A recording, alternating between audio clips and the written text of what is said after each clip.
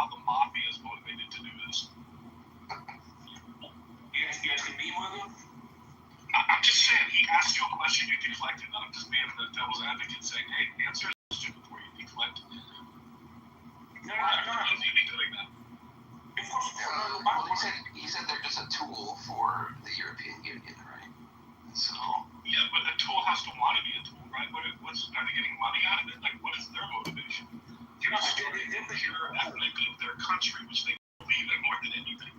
At least the mafia people I've ever worked for, man, which has been, I don't know, the Russian mob, the Italian mob, all here in Los Angeles. I mean, Los Angeles is pretty powerful when it comes to mobs, but all the mobs I've ever worked for, they believed in purity, not in destabilization, but in control of the population, mostly through purity. I mean, try and date an Italian mobster princess. See where that gets you. Well, you think they'll be opposed to that? Like, they would be opposed to it. That's my point. I mean, there's a lot of beef. There's a lot of money involved in this.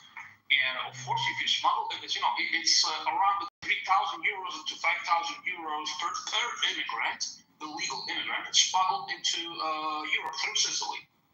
And of course, this is controlled by Ndrangheta, Cosa Nostra, and all this stuff. Of course. And everybody knows how do they make money? I'm trying to understand. How do they make money? I mean, they're coyotes. No, they go. Who's paying them? The people themselves, the illegal immigrants themselves. This is a fascinating conversation. I feel like it's been, touched enough. As a moderator, I just want to get us back to the topic, which is Project 2025. So I asked Grok, I said, give me the 30 most controversial parts of Project 2025. This is what Grok says.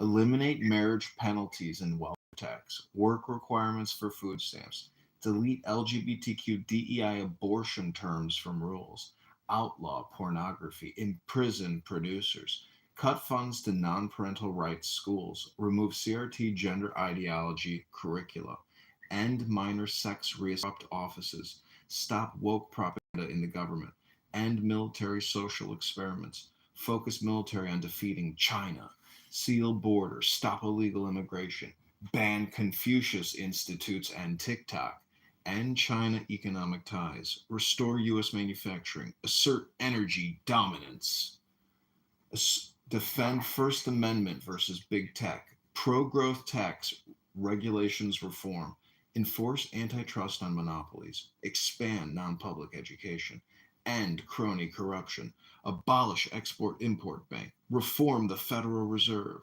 restrict environmental regulations for energy, limit the education department in classrooms, limit the Department of Justice on trans issues, reverse mask and vaccine mandates. Those are the 30 most controversial parts of Project 2025. Oh my God, that's so evil. How could you want any of that? That's just, unbelievably wrong. I mean, I'm down with all those things. I mean, I want to reduce crime. I want to, get people. It's going to be. Brock's been off the hook this past week and a half, man. I mean, it's trained on X, right? Which platforms? Project 2025. Absolutely. It was a list. Yeah. Of those things. So what? I mean, a list. Like that might not be how it's framed, but what it's actually doing is something completely different. It's a list. How is that framing make any difference? Like that's what they see it doing, but what it's actually doing could be something different.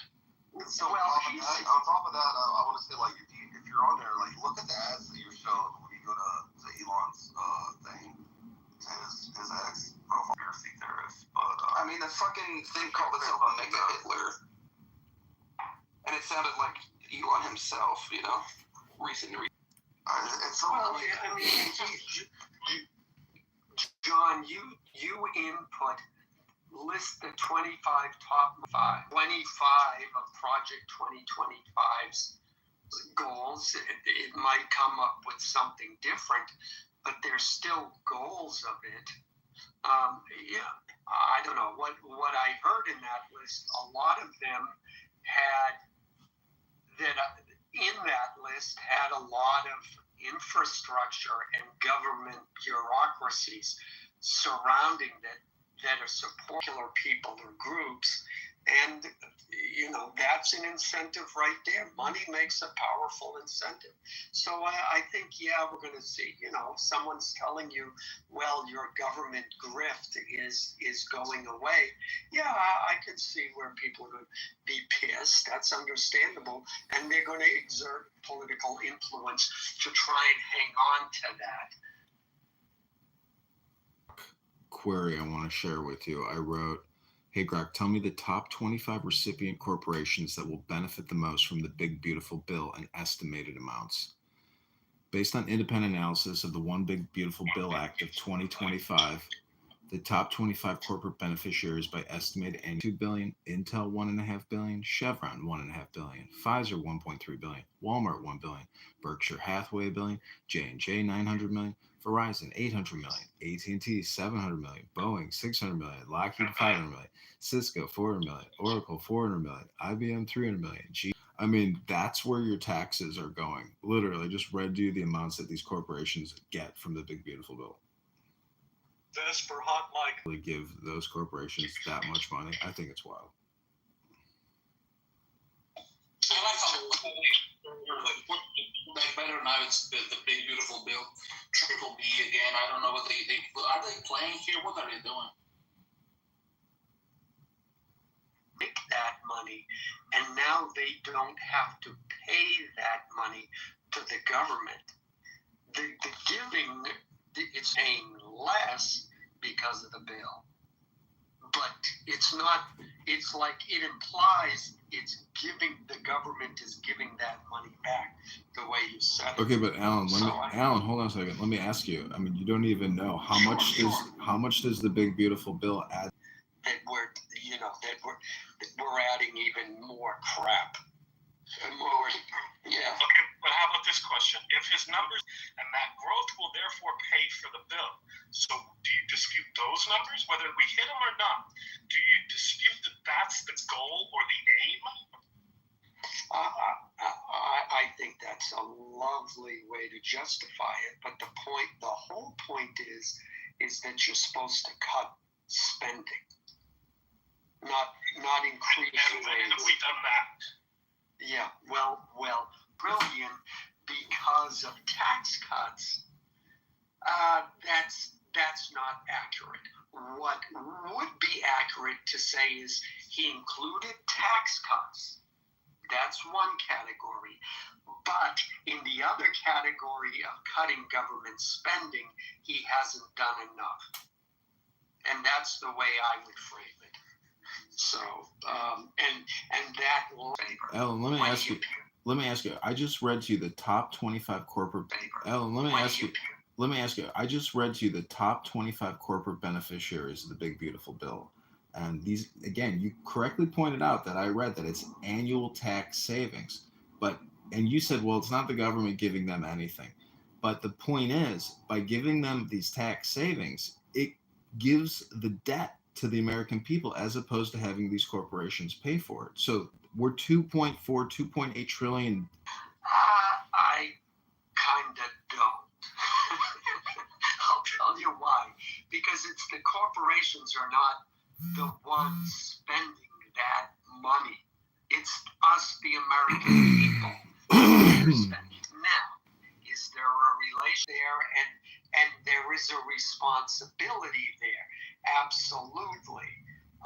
So let me modify it by saying, partially I agree with you on that part. And however, having said that, one would have to look at the final tax rate, and I know what else I was going to say. I know it's kind of silly, but to Apple, $5 billion is a drop in the bucket. I remember in his first term, he was going, and this was negotiated. Apple said, look, we got $500 billion, $10 billion, whatever the number was, in offshore accounts.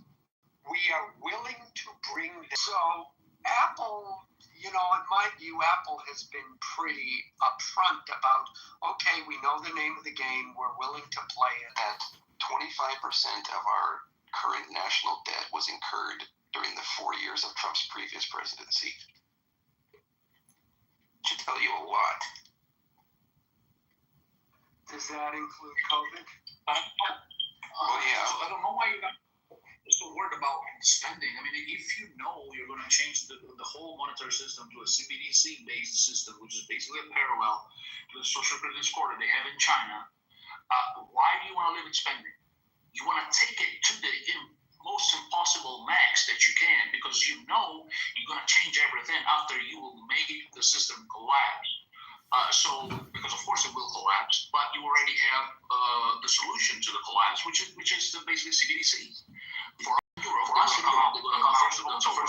So we have the European digital tokens, which is the European version of your American CBDC. So I don't see why you're so worried about spending.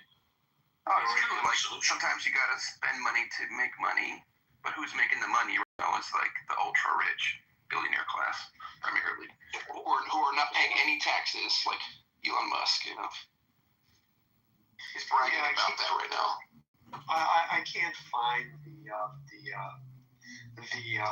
profile picture I used to have. I think it's the top 5% pay something like 80%. This is in personal income tax. Pay something like 80% of all the taxes that the U.S. government collects, and then it's the top 20 pays 95% of all the taxes the U.S. government collects. Yeah, that's not disproportionate, though. Yeah, it is. Because I do have to correct you on that. You're wrong, because the top 1% of the population pays 47% of all personal income tax collected. The top 5% pays another 17% on top of that. The top 25% pay 93% of the entire federal income budget. And when you go to top 50, you have less than 3% left for the bottom 50% of the earners. But that's to be expected, though, because they make so much more. It's not as a percentage of their income, which is what we're talking about. Yeah, so when we're talking about no taxation without representation, then of course the top 50% should get more representation in our government than the bottom 50%. Bottom 3% there. Should they? Do you think like people have zero? But it's fair. If I get on an airplane and I pay for a first class seat, I'm paying extra. Don't I get extra consideration? I get a wider seat. The waitress comes over and is nice to me, and she gives me a free drink. But if I pay for coach, well, I get coach treatment. And I don't think that, so providing, first of all, formulating a lighting and cooking oil, to provide that to households across America so they could then reliably count on that product to be delivered to them in a consistent way, which improved their standard of living. You know who made him rich? Everybody did. He provided value to the country that people took advantage of and improved their life. Yet somehow he's unhappy. Yeah, no, that's a case that shows why capitalism works, and it shows that he was smarter than everyone else, and he earned it. So I'm sorry, I understand. That's where you and I will never agree on this. It doesn't take intelligence to use monopolistic practices, exploit workers, use political influence that limits competition, prioritizing profit over ethical and public considerations. No, it just takes well, you cutthroat attitude. You tried to get back to us and tell us whether or not it takes intelligence. They're brilliant scientists, and nobody else could come up with their invention. Therefore, they deserve to monopolize the market. Yeah, well, actually, under our rules, yeah, why not? You're the first one. We have antitrust laws, right? Anti-monopoly laws for a reason. Well, and in the end, guess what? Edison came up with electricity and found a way to fires and stuff. Well, because they don't have to, because they have government favors and whatever. How many lawsuits are filed against them? They're immune, like they're immune from prosecution. Yeah, and I wouldn't go that far. But you need like a third-party government, like the UN, to come in and fix things. See, you're talking about these specific examples and not speaking to what I spoke about, which is the fact that these people became rich and they create money because they provided something. Yeah, I get your point. Yeah, because they were smarter than other people. Well, they might have started out as brilliant entrepreneurs, right? But they gained capital to ensure their employees retained their jobs and that the company continued and that the consumers who consume that product can continue to get it. So it depends. Look. I understand your perspective, Vesper, but and no system is perfect. But it defeats the purpose of free market capitalism to monopolize and become like a government unto yourself, right? Yeah. So in the end, the market, and to foster inventions and research and all of that. They're oil barons, right? Or whatever. Yeah. Is it most electricity produced through using oil today? Still is. So how did electricity harm them? Seems like it would have benefited them. Well, it harmed Rockefeller in that his main business was providing, I forget the U.S. or I don't know what the U.S. population was at the time, but it harmed that market for sure. Now, if he shifted into Gil was created, oops, there we go again. Now we found another market. But you don't just magically turn oil into gasoline either. Yeah. It's a refining process. Came to mind. If you look it up, there's a plant in Brazil that is making. First of all, they've got a windmill there, so it's zero carbon footprint. Okay, but hold on. Don't you see the demonization of green energy? Say that again. Don't you see the demonization of green energy going on? Well, by oil companies and stuff. Well, by the rate.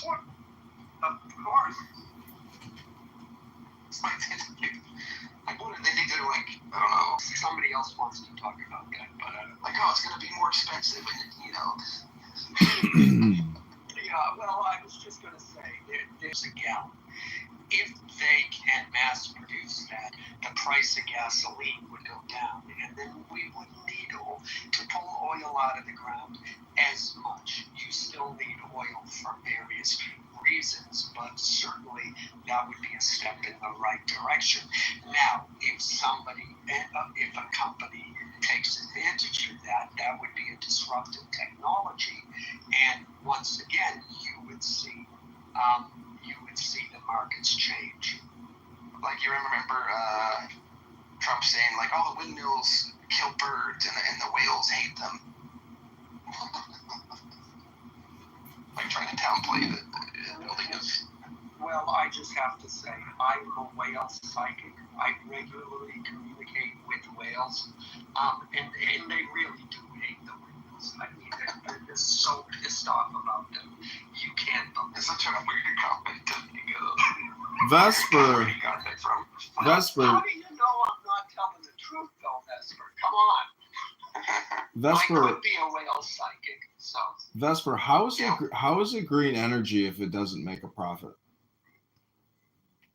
Oh, you mean green as in like money green? No, what I'm saying is if tax investment.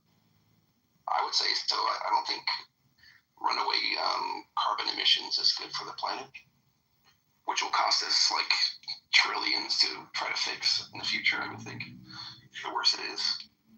I know, but what I'm saying is in the inefficiencies itself, if you don't enhance the carbon emission, or the carbon escape, and in terms of efficient energy with what we have, isn't that the bigger? Kind of see your point. It could cost more energy to produce. You're saying Archer Daniels Midland, they get huge tax credits for producing ethanol using corn blended fuel, but that in itself is an inefficiency because of the government development, because they're wasting it on basically a forced system which is not as efficient as otherwise. Well, I think there's maybe no incentive otherwise without subsidies, right? Because it powers that be want to maintain things. Industrial operations. A lot of this bullshit in Green New Bill is probably Green New Energy education. It's all just a bunch of subjective bullshit. Is it not a good investment to research green and figure out how to do it in a cost-effective manner and save the world? I'm just saying that, we spend $88 billion a month in this country on education at $1.4 trillion a year in education. I'm just sure that in the Green New Education bill that AOC and other Democrats wanted to pass, a lot of that spending was on education. Yeah, education pays for itself, I would think, in emerging economies and stuff. And to be honest, John, this just feels like a conspiracy theory to me. We're going to make the government control the weather. It's like, we're going to control the weather, the entire planet. You just sound like a conspiracy theory, but for the left, honestly. Mitigate the damage by switching to a green energy. You sound like Marjorie Taylor Greene, who says, space lasers from outer space. We're going to control the weather by tax incentives? I don't know, man. Doesn't make sense to me. Okay.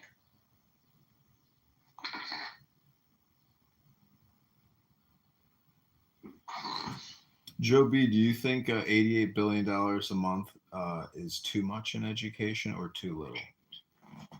Not enough accountability. But I wanted to talk about E85 fuel in my backyard. Yeah, it's going to take over a lot of the fuels y'all are using. And the craziest part as well is in Germany, they shut down nuclear power plants, which are the most sort of profitable. So we're making it safer and stuff.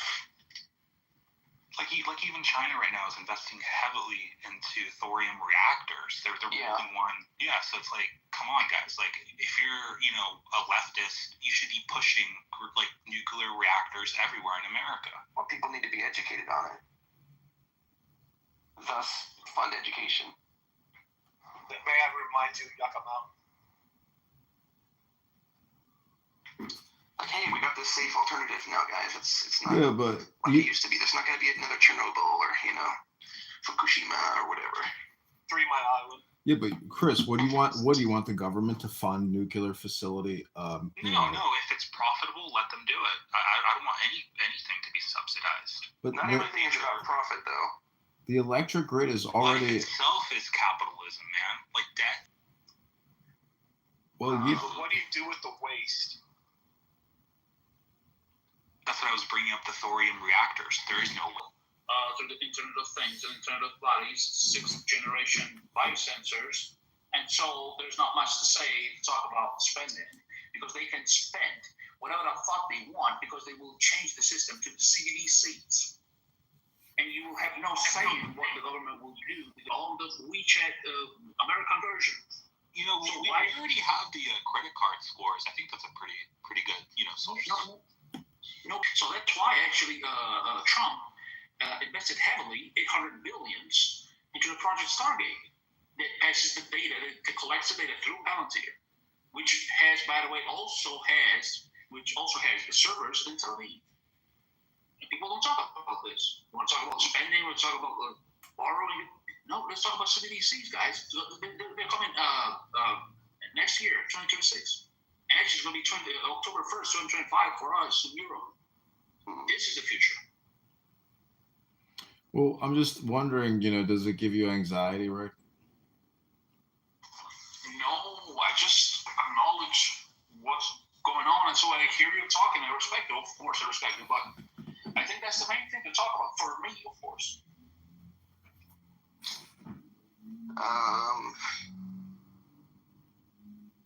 Multidisciplinary study that showed Russian interference happened in elections.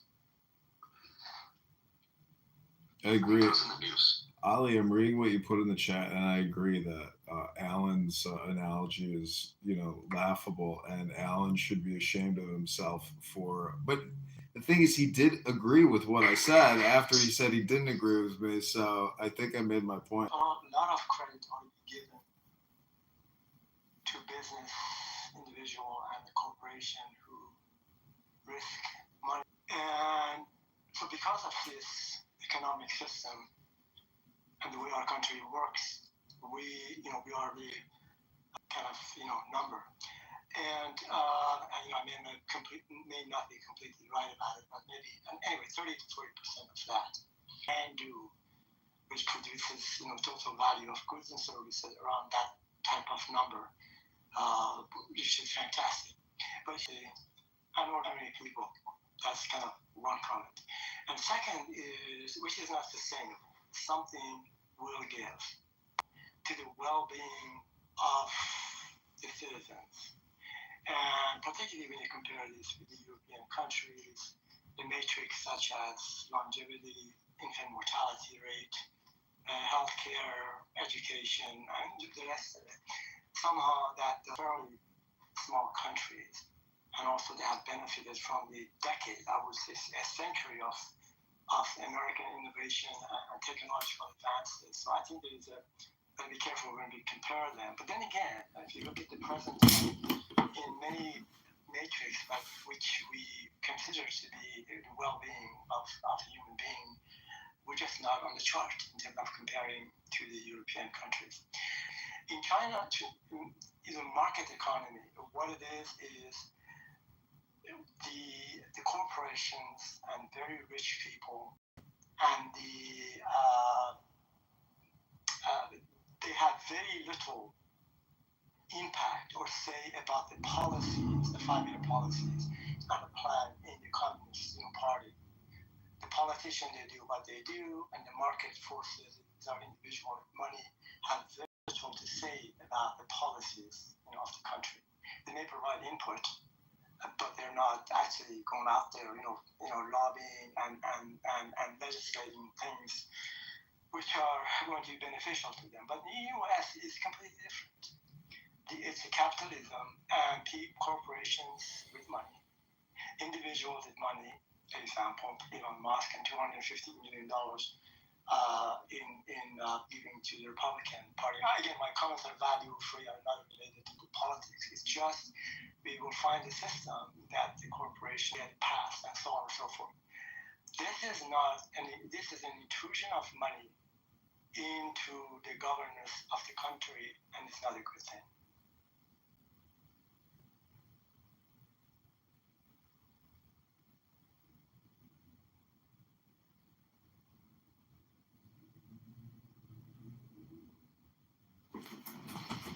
Yeah, it resembles a skimming operation. So if you look at the candidate I'm running against, Darren LaHood, or any congressman or senator, tens of millions of dollars in their campaign or political office account.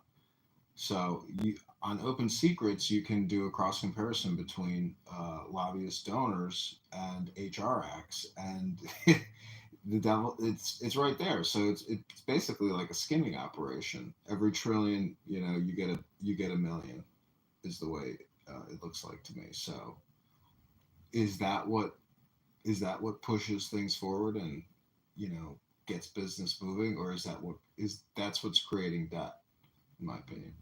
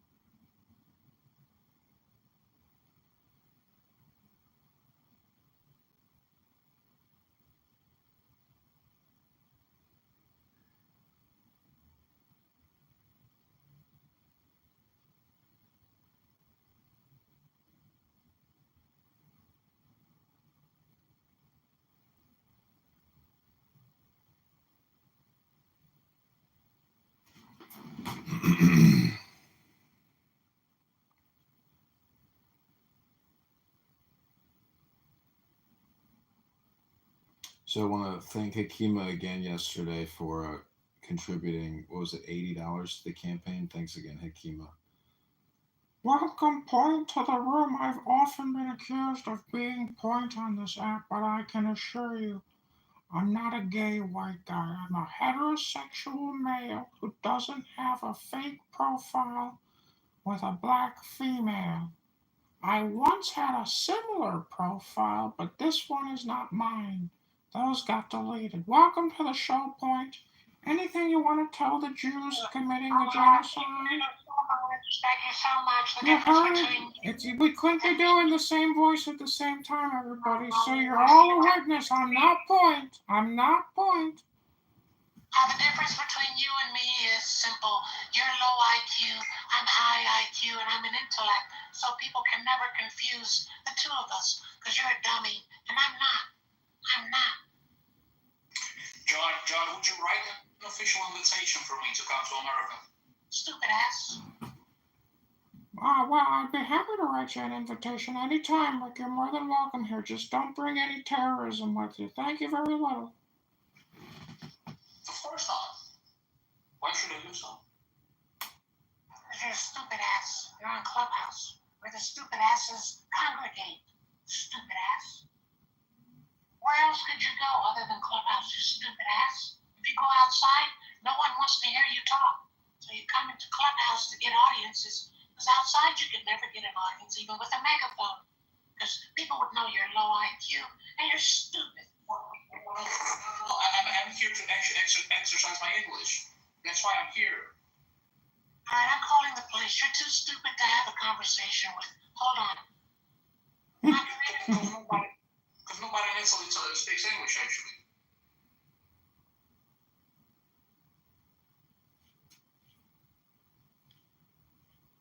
So the question is, how long have you been an idiot? Is this a new occurrence for you, or it's been years? Stop projecting point. Just answer the question, stupid ass.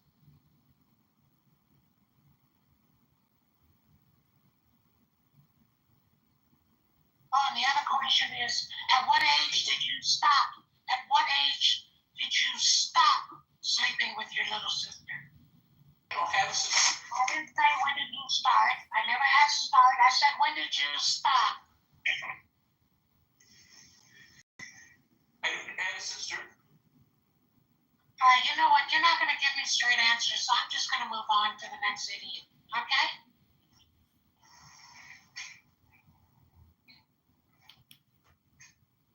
John, at what age did you stop sleeping with your little sister? Hey, Point, don't bring in your disgusting vulgarity into this room, or I'll put you in the goo where we put all the dirty rats and snakes who come in here and fuck around and find out, you sick little pervert. You disgusting little perverted man, pretending to be a black woman here. You're a gay white man. You're a gay white man going around pretending you're a black woman. That's racist. And you're a disgusting pedophile pervert. Say anything else like that again, I'm going to put you in the goo. That's your last and final warning, Point. That's your last and final warning, you stupid ass. Stupid ass, stupid ass, stupid ass. That's your last and final warning, dummy. You dummy, you stupid ass dummy. These nuts, bitch. The goo and the stage are one and the same, full of idiots. Let's look at the difference. Bitch ass motherfucker. Or injection, maybe, I don't know. What's Now, wrong, move me to the goo. Like, move me to the goo is a threat? You stupid ass. Stupid ass. Moving me to the goo is doing me a favor, bitch. So I don't have to have a conversation with your dumb ass. Beautiful. Love it. I hope that didn't hurt your feelings, you stupid ass. Listen, Point, you're a gay white guy pretending to be a black woman. This is your trans fantasy dream come true, but you know who's the stupid ass, dumbass? That's you, dumbass, you stupid ass Point, you freak show coming on here using all your profanity and pederasty, you sick ass, stupid ass, you dumbass. Don't fuck around in here. Say anything else and I'm gonna put you in the goo, you dumbass. I'm a model and a TV actress and you're jealous, you little bitch. You little bitch. Yeah, I'm on TV, you're not. Yeah, you're on TV. Sure, you're on TV, and your fucking dreams are on TV. Sitting in your mom's basement, a gay white guy sitting here pretending to be a black woman. What a waste of fucking time. What a schmuck. Sitting there spreading out your Jew hate all day long, talking about the Jews. You stupid ass, you dumbass, you dummy. What a dummy you are. What a weird. Yeah, you're on TV. Yeah, just like I'm on YouTube. I'm on TV. Yeah, I'm on TV because I'm on YouTube. Ha ha. La la la. Ha ha. Point's a weirdo. This is a gay white guy pretending to be a black woman. Going around spreading Jew hate. Yeah, things are going great for you, Point. Congratulations. You're hitting all the nails on the head, you stupid ass. You stupid ass. You stupid ass, you dumbass. You stupid ass dumbass, wasting all your fucking time, you weirdo. I'm gonna report your profile for using blackface. How do you like that? Culturally appropriating blackface, you point, you fucking weirdo. Stupid ass, you dumbass. I'm on TV, you're not. You're only on Clubhouse. Loser. Yeah, sure you're on. You're a white man, boy. Why are you a white man, gay man? You're only on the app. You're mad. You're a white gay man. This is a black woman. You don't have any money to be here. I'm on TV, bitch. Yeah. You're delirious again, boy. You can't be on TV. You're delusional white man. Yeah, you're a delusional white gay man. I have an agent. You don't. Yeah, you're on TV, sure you are, point. You're a gay white guy on a Clubhouse app spreading Jew hate using blackface of some poor innocent black woman who you've doxxed and taken their photo. You should be ashamed of yourself. You're a real weirdo, point. There's no one quite as weird as you, but I'm sure your agent just has you booked for so many television shows. Sure. I can't wait to hear you on TV. Sure thing, point. Fucking loser. Fucking dumbass. Fucking schmuck. Dumbass, you fucking dumbass. You fucking dumbass. Yeah, this is what you do every day, point, in the politically correct room. I don't know why people even tolerate you. You're mad. I'm also in movies, too. You should go see a psychiatrist, point. Yeah, go see a psychiatrist. Point, you're in a lot of my YouTube videos. Have you ever seen yourself talking like a dumbass and politically correct on my YouTube channel? Fucking about 100 videos of you being a fucking dumbass. Fucking loser. Dummy! Yeah, you're on my YouTube channel. That's not TV, schmuck. And I'm gonna monetize you, so how do you feel about that? I'm on TV, you're not. Yeah, in your fucking dreams, weirdo.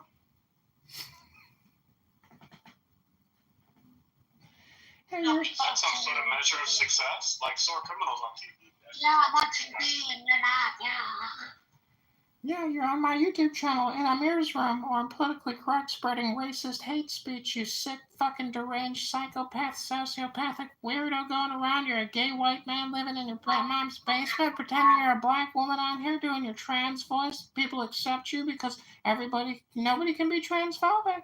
Yeah, don't be transphobic, otherwise you're a racist and a bigot and you're not a friend of Point, even though Point spreads terroristic death threats all over the app. You fucking loser, you fucking dummy. You fucking dummy. I'm not following you, you fucking dummy. I'm here to roast you. You're on the roast show, you fucking dummy.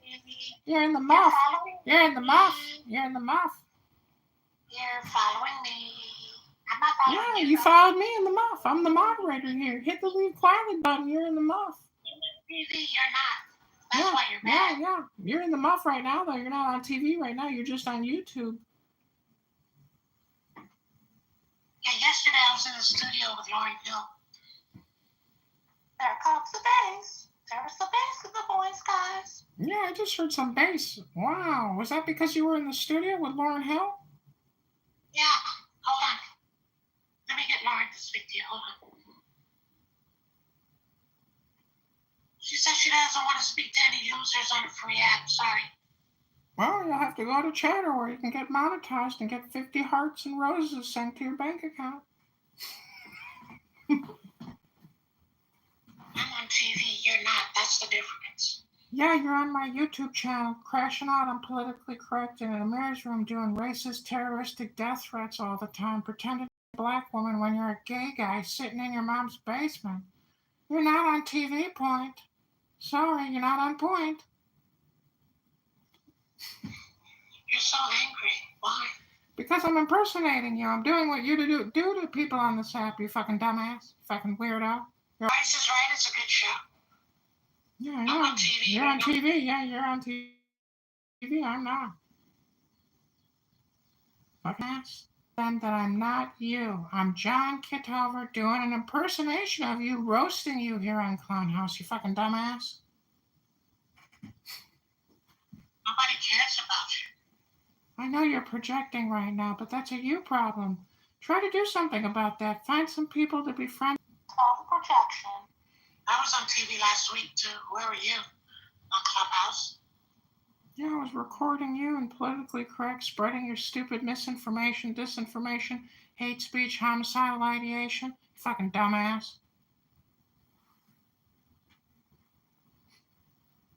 So you're a stalker, is what you're saying. Okay.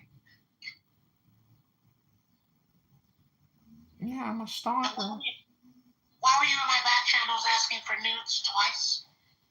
I don't know.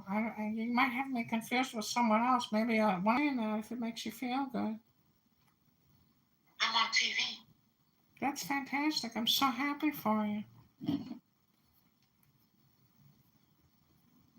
You're also on my YouTube show right now. We're roasting Yeah, you. YouTube is for losers. Yeah, YouTube's for losers. That's why you're on it. Say hi, everybody. We're talking to Point. He's a real. Hi, you losers that don't go outside. Hi, stupid asses. Stupid asses. Everybody wants to say something. They wrote, "You got this, Point. Don't give up. One of these days you're gonna become a black woman, and your dreams are gonna come true." Fucking stupid ass. Fucking dumbass. That's what people are putting in the YouTube chat. They're saying you got this. They can't wait to see it on TV this weekend. Sunday night, prime time. YouTube is for losers, yeah. That's what they're saying about you on the YouTube. How does that make you feel? You can't get on TV, that's why you're on YouTube. I'm on TV though. I know. One of these days we're gonna get on TV and be famous like you fucking stupid ass. I doubt it strongly. Well, not according to my agent. We just got contacted by trans universal agents in Hollywood. They said they'd like my pretend to be a black woman on social audio apps saying Jew hate, spreading anti-Semitism, and death speech. Yeah.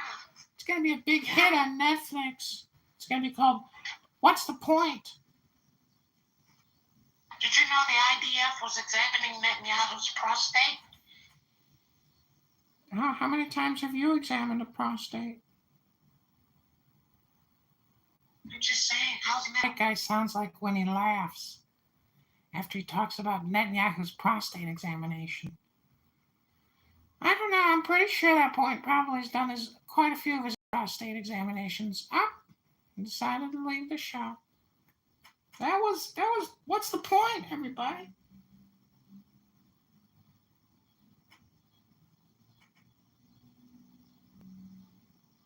So Matt, cool. I saw you had the Darren LaHood response room last night. I was recording it. It was awesome. Thanks so much. Some of the videos got thousands of views of Adams completely annihilated with vodka and Pepe also obliterated. Just incredibly stupid, But, here I am recording it. And, turns out that it's actually really good videos because of the Darren LaHood PTRs. So thank you very much.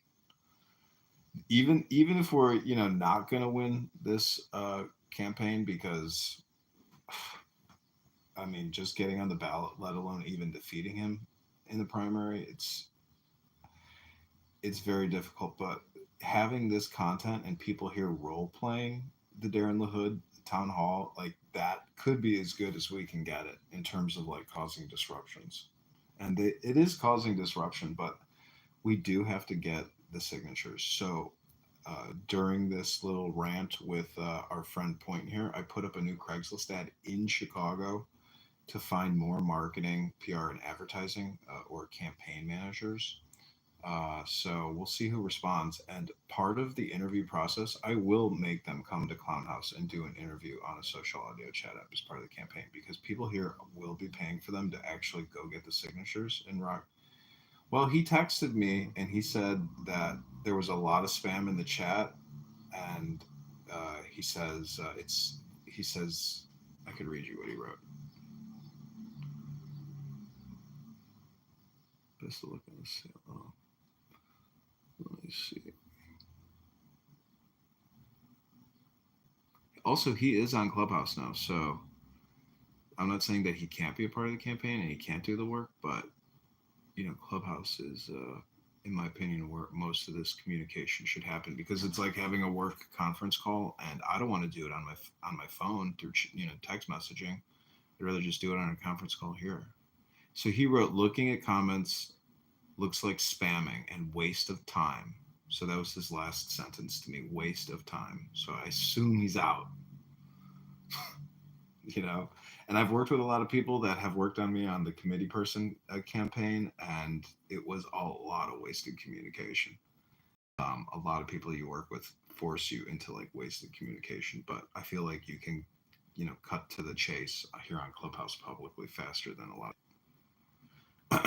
And also, people here can judge a candidate, and if they think they're great. So I do have somebody that I know from the bar, the offline world, somebody who lives in Chicago, and she is a paralegal, and she's very good at talking. One weekend, I bet that this woman, she's like a powerhouse. She works out. She's a big talker, and I'm sure that if we paid for her trip to Rockford, she could get 600 plus signatures. And I'm going to also probably go to Peoria for a weekend and gather signatures in Peoria. And I think we could probably get 1,000 signatures for $400 for her, $200 for my trip. It's just one night at a hotel in Peoria. And I'm pretty sure I can get the number of signatures. The question is, can we, certify the signatures? That's the problem. We need to get confirmed registered voter signatures that can't be canceled in the challenge process. So we have till October 27th to do it. We've got plenty of time to do it on any upcoming weekend. So that's the plan. And if we can find people to do, if we can find more money, I mean, somebody like Edward could possibly go and gather signatures in Peoria as well. But, again, I would want him to come on Clubhouse to even confirm, that he's actually going to do it, because you don't get paid until, you produce the sheets. That's part of the deal. It's not, you don't get prepaid. you get paid when you turn in the sheets. That's the one good thing about hiring people for these positions, is that if you can't show me the goods, like, we might pay you out, but we'll never talk to you again, So I've had a lot of people who get petition signatures, and they literally hand me back sheets with scribble. And I'm just like, must have been having a bad day. I must have been having a bad day, because you literally just gave me back scribble. And unfortunately, we still paid you, and none of these petitions can be used because you literally just scribbled on them or let people scribble on them. So thank you very little. And I'm not making that up. A lot of people have put their best effort forward, but some people are having a bad day. And I've worked with all kinds of people on the grind, trying to make it. I would say some homeless people, who are just getting there. But honestly, everybody I've ever worked with, I think it's always been like that refining thing for them that they're looking for to get their shit organized so they can get, full-time employment and get their life back on track. But hiring people off of Craigslist has produced a wide variety of people who are searching for meaning in life, I think, too. Not just people who have nothing and are on the grind trying to survive. But I've worked with a lot of young people in digital marketing, and after working with me, they always use that experience to launch their next career move, usually with a big tech corp or something like that, or ad tech corp. So with a collaboration between Wall Street Journal, I think, and another media Associated Press, I'm not sure. Anyway, they were looking at the homelessness challenge concern in U.S. And of course, there are many contributors to why an individual family become homeless. But the fundamental contributor to this was the lack of housing. And the reason I started thinking about this, I mentioned that good actually to give people some job, but even a homeless individual with some kind of a reason or minimal skills to do something job, which is good, but it's not probably necessary, but it's not sufficient to be able to get off the streets, because now actually it's for many reasons it's just horribly bad currently in the U.S. So I guess so that contributes substantially. I forgot the number. It was just a study that I didn't know, because most of us, when we think about homelessness, people think about mental illnesses, addiction, lifestyle preference, laziness, and the rest of this stuff, which I'm not suggesting that that contribute, but the homeless and the lack of housing was a fundamental big one. Second point is, have you read or seen Project 2029? You mean 2025, or is there something new? No, 2029. 2029. There is a document in response to Project 2025. Now it's been published, which is, I presume, this Democrats' response to the Project 2025.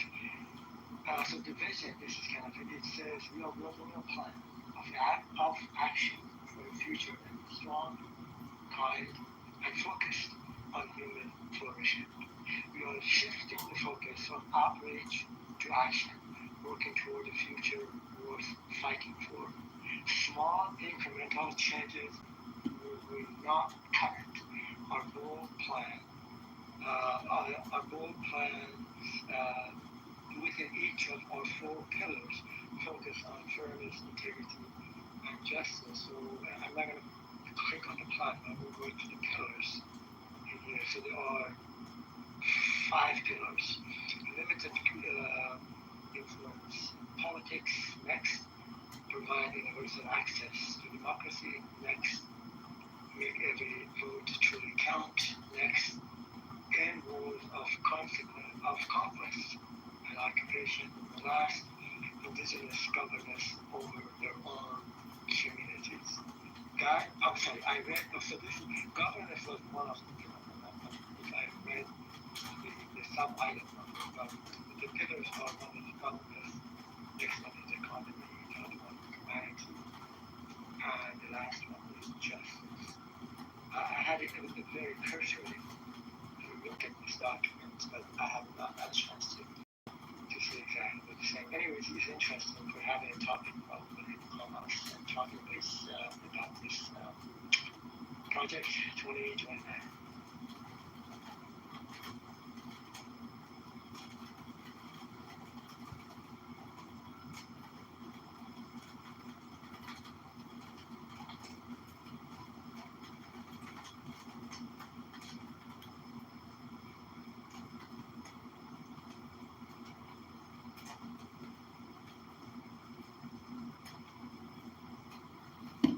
So, like, if you were to force the issue, if the government was ever to take action, like, say, make like 3 primary central rehabilitation areas and get everybody off the streets en masse.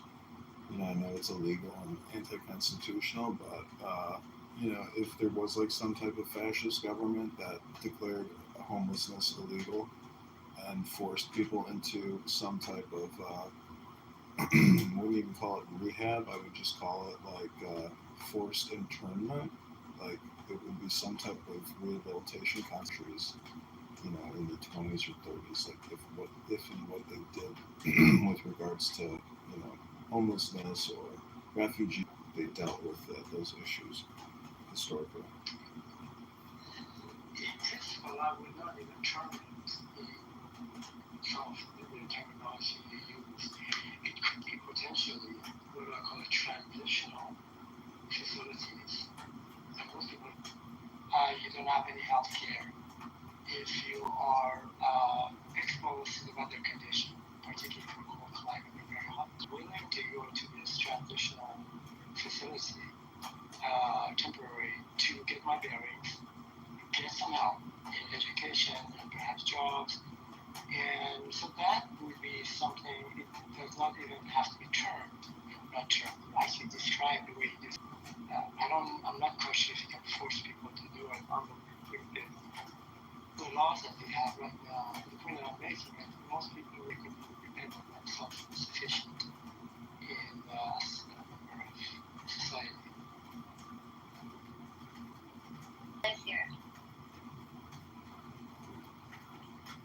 Oh, it must be hot. Super hot. Oh my gosh, like thick, humid. Sounds like you're in the mouth. You gotta say hi.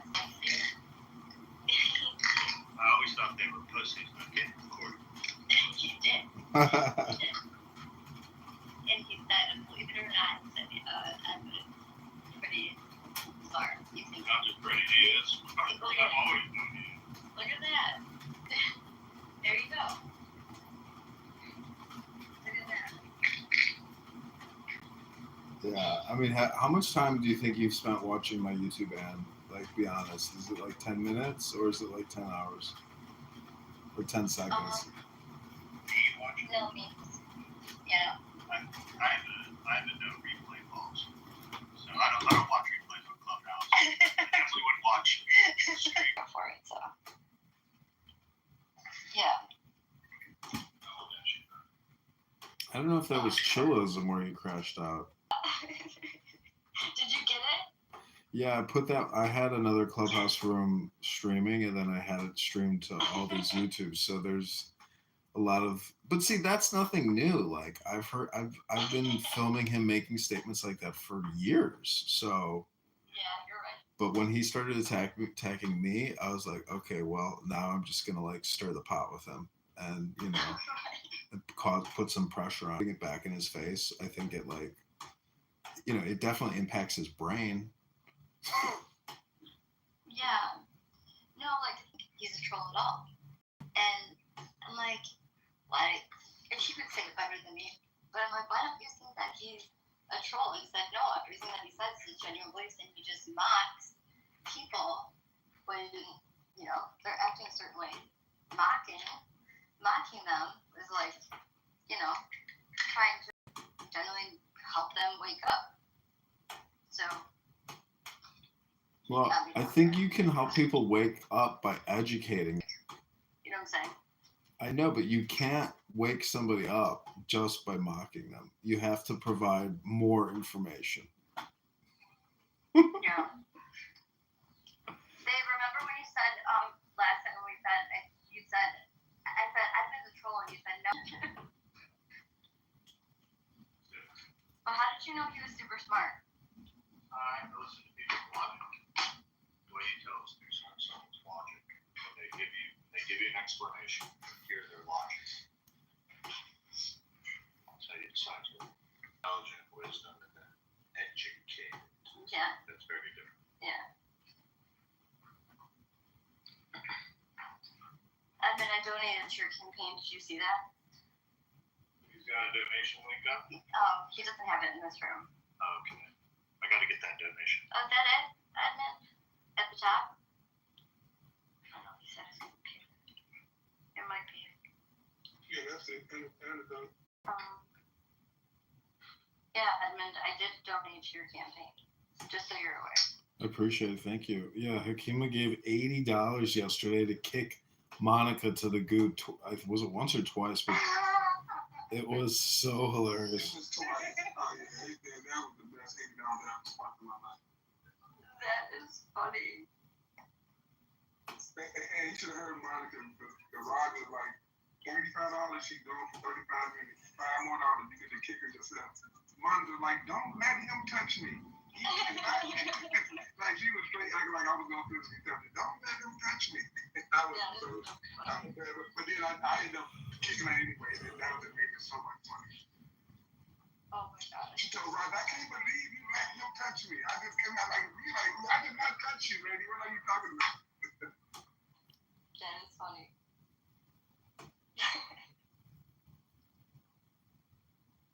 Edmund, I have to. No, John.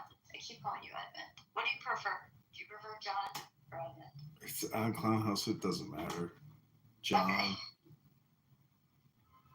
How about Tiffany Sotheby? Can we call you that? Yeah, Tiffany Sotheby was my trans profile for like a week or two until it got deleted. Yeah, so Wait, you have a female running mate?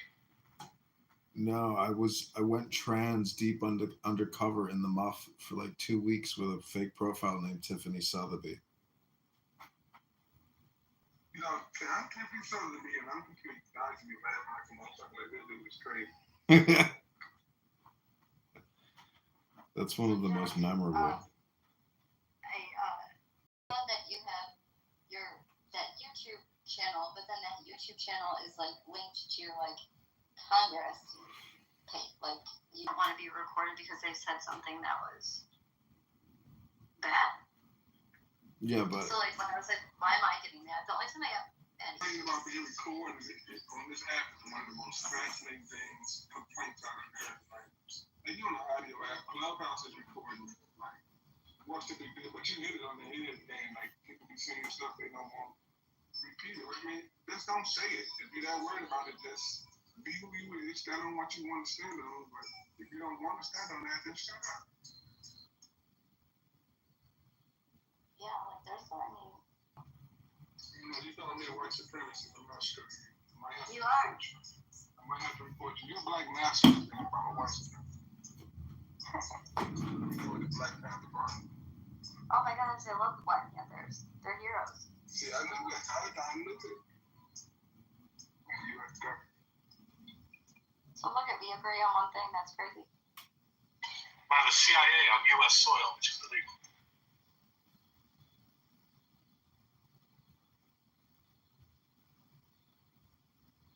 Gosh, I want to hear that crash out that he had. sign email or text message, they'd be able to sign, and then we would have that petition. So when you turn in the petitions, normally you want to fill up. It wouldn't make a difference because I think we probably submit. I don't know. I doubt we submit a PDF. I'm sure it's got to be all printed, but getting signatures via DocuSign could like make things a lot easier if we could find a way to, get in touch with voters, whether it's the telephone or X or even email, but having a list, and if we could do the DocuSign, that would be possible. One way to like get the signatures digitally within like a couple weeks. Yeah, that's why I asked you the other day if you had a list of phone numbers or whatever, because I helped this congresswoman in my state, Lisa McLean. I was the one that and she ended up getting her spot and winning. Oh wow. So yeah, so that's why I asked you if you had that, because like I may not be able to donate a bunch of money to your campaign. I donated $10 or whatever, but I'll donate my time. Yeah, we just because we have to get the list for the district, not like the Chicago list. But if there is a way to get the list, I just doubt or don't believe that we'll be able to get the list for free or be able to access it if we're running as a candidate. I don't know. Proof is in the pudding. Yeah, well, we can follow up with Roger to see how you can get that list. I mean, if you can get it for free, that's sweet. Because I know, like, the white pages, they just have, like, I don't even think that's people's white pages. Yeah. Holy crap. I doubt that the white pages even work anymore. I bet you most people don't even have a home telephone number. Like, that's... Yeah. They're over 80. Yeah. Well, no, like, my dad, he had a landline until... Get like a Rockford Peoria phone book, you're fucking right. I bet you could call up 10 numbers and get one signature every time. Yeah. Bad idea. I don't like taking up the phone and calling people. Yeah, we could do it. We could turn Clubhouse into a phone bank, and that could be one way to actually generate. Oh yeah, that'd be a good idea. Yeah. So did you figure out how many signatures you need? It's like 600. That's easy. Yeah, that's very easy. Literally, like 20 to 30 a day until. Yeah, I think we needed 1,000 just to get her on the ballot. Yeah, you want to get 1,000 to be safe. And then we did like knock doors and stuff to like the targeted. She gave a list though. She had like a targeted audience, so we weren't just like people that were like independents on the fence, and then people that vote Republican,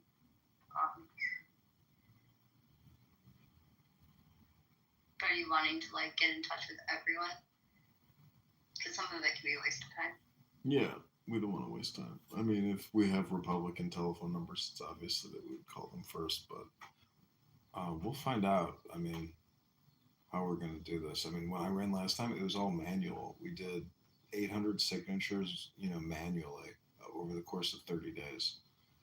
But if we could do a phone bank and digital signature with DocuSign, that would be a really. Yeah. I would really like to do all of this sitting in my office and not even have to visit Rockford or Peoria. But what I'd like to do is also, if I do a road trip, we go to like the top 5 towns, 10 towns, or just stick to Rockford, Peoria, and do interviews with constituents in the district. Mm-hmm.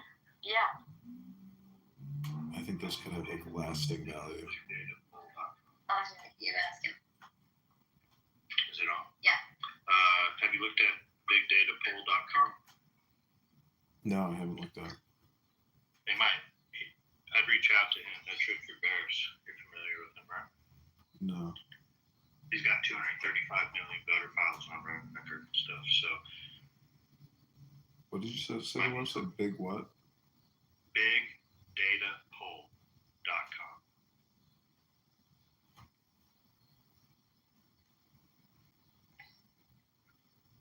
Oh, wow.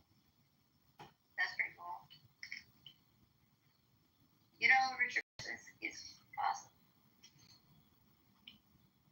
I follow a lot of pollsters. Mostly Redskins. We're going to email him and see. But he's going to charge, right? I mean, maybe we could just do like a sample file or something. Yeah, at least there will be an expense to it. It's a business for him. He's a pollster. Yeah. But at least reach out to see what the rates are, and if he can even help in your district. He doesn't have every district. But.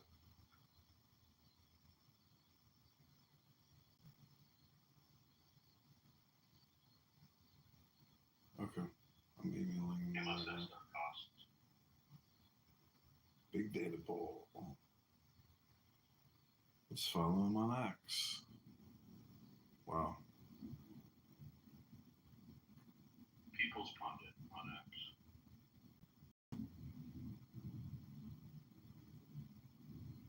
People's Pundit.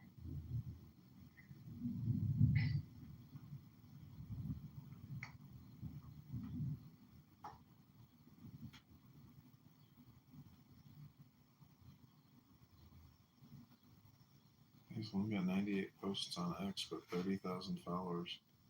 He has a bigger one on People's Pundit. People's Pundit is him too. Oh. That's his personal one. Yeah, what about People's Pundit?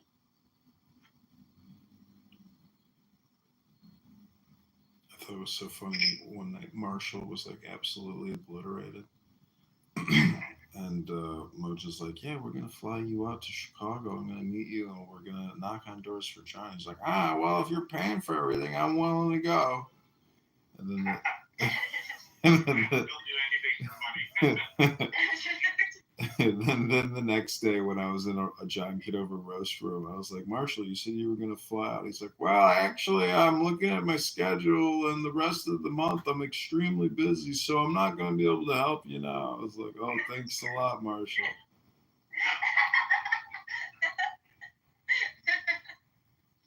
Hey, John, are you recording this and streaming it now? Yeah, I'm live streaming myself in my office. Okay, I'm gonna put some stuff in the chat that I don't want out there on your audio. Wait, you said Wait, you said I'm gonna do it later, so it's not associated with me. You said People's Pundit. What was the other X account? People's Pundit? Yeah, People's_Pundit. People's_Pundit. Rich Bears. Oh, I see it.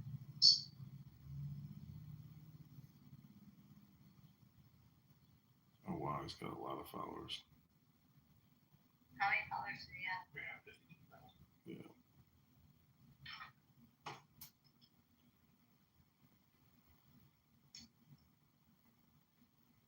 Oh, that's good. Yeah, Yeah, we'd probably be the cheapest. Now he's a little bit larger of an outfit, but I don't know. I've never ran. But this type of stuff that's what people do if I ran. Access. Like, not too much. I ain't never gonna run.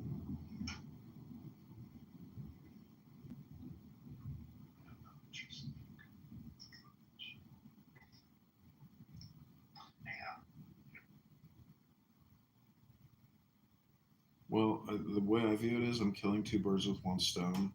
Even if I don't lose, at least I have like possibly a YouTube business on my hands. Because I'll tell you, recording Clubhouse to me, recorded live stream or even live stream, I mean, it's just making films. So at this point, I have so many videos, and the YouTube accounts are accumulating enough followers so that with more tweaking and better videos, I could have an actual, creator / publishing business, even though it's Recently.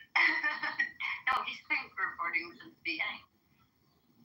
I don't think I've ever crashed out on there, have I? No. what's good with you, William? What are you doing the rest of the night?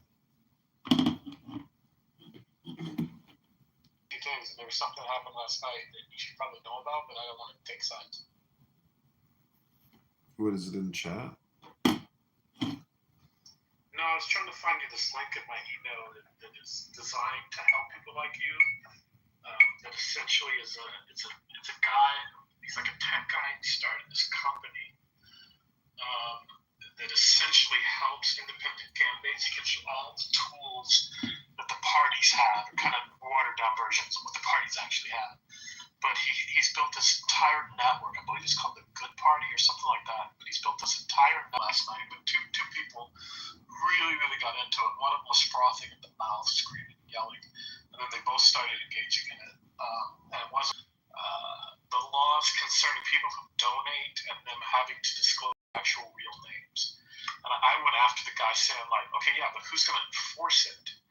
But he was basically going around saying that if anyone donates to you as little as a penny, they have to provide their real name, or the state can come after you or the person donating. Yeah. But that's very far down the line because we only have to file the FEC donor report when we hit $5,000. So if we don't even hit 5K,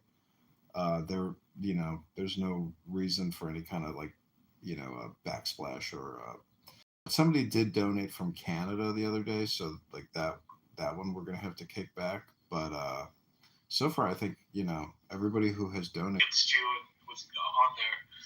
Like there was other people in the room that I'm sure will give you the whole details. But it's just like Yeah. Last night was very weird in this room. I'll say that.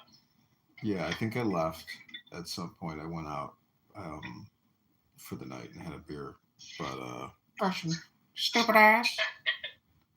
Yeah, I don't know the history of that one, but You're just angry at me because I'm on television, stupid ass. wasn't in porn movies. Yeah, a lot of weird people on the app. But yeah, check it out. I'll keep trying to look for that thing. I think it's called the Good Party. yeah, I found it.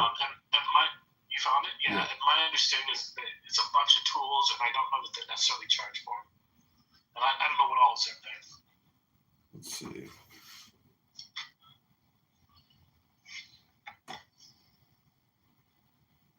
Yeah, cool. Get the social media template for library for candidates. Yeah, this would be good because I need it for probably even the website. Maybe I wonder if they can do that. If you reach out to them and tell them where you are, I actually found out about it because I applied for a job. They were looking for someone to be like their, I forgot what exactly it was, but it was like something thinking $100,000 a year in their media coordination or something like that. And so I applied for the job. And then I'm not even sure if I ever gave the job to somebody because they kept sending me stuff to like volunteer, and I know they're trying to get volunteers. But my understanding from some brief interactions with them is if they will give you support based on where you are and their feeling of whether you can succeed or not, and whether you're taking down an incumbent that they believe really ought to be brought down, just so they can brag that their independent candidate took down the incumbent.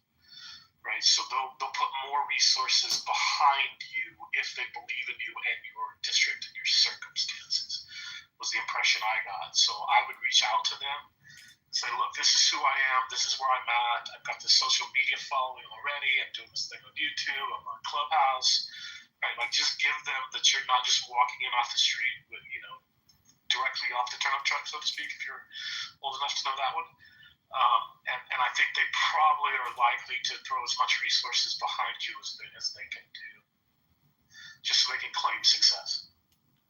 Yeah, this is cool. This shows you how to use Canva to create all these templates, and they have like this PDF instruction thing. So I'll go ahead and redo some stuff. Most of my stuff is so spammy, but also I think there's a whole lot. I think there's a whole lot more that they do. It was started by a tech guy who made like millions in tech. When I first looked at the whole thing, it looked like he was trying to create a third party, but he claims he's not, right? But when you look into his history, it is like he's kind of from overseas, got some ethnic questions about it maybe. But I couldn't dig up any dirt because I was looking to go to work for these guys. So I did a pretty deep search. This was months ago. I didn't find anything that would make me feel embarrassed that if I was working for them, I was working for a foreign entity that would scare me, right? But I downloaded their PDF. I signed up. I realized, they want independence, but if you're running as a Republican, we'll see. I can still, I want to read all their stuff and see what they're suggesting here.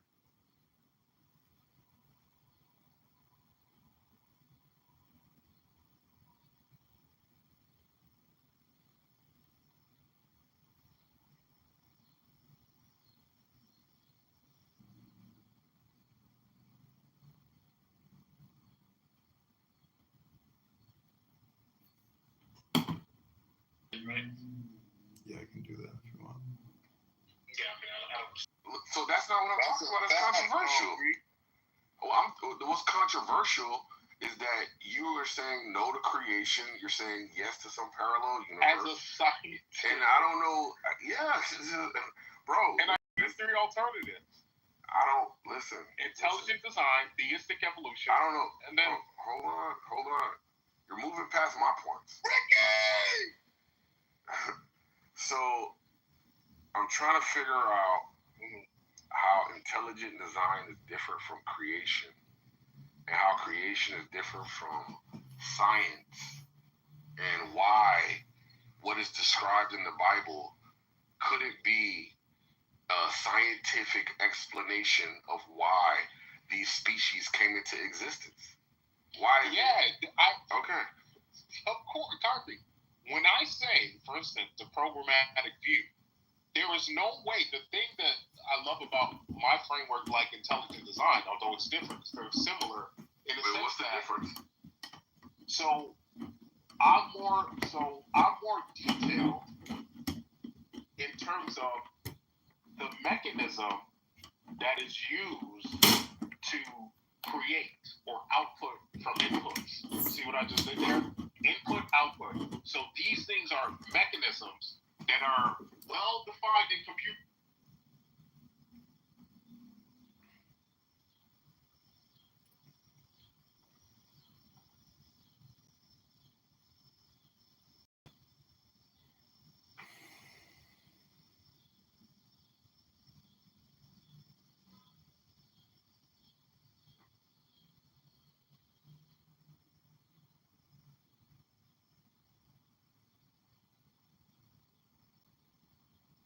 Give you the money? My mom's surgery can't wait. I need the money. Don't know. Untie your knots. Soften your glare. Settle your dust. This is the primal identity. Be like the Tao. It can't be approached or withdrawn from,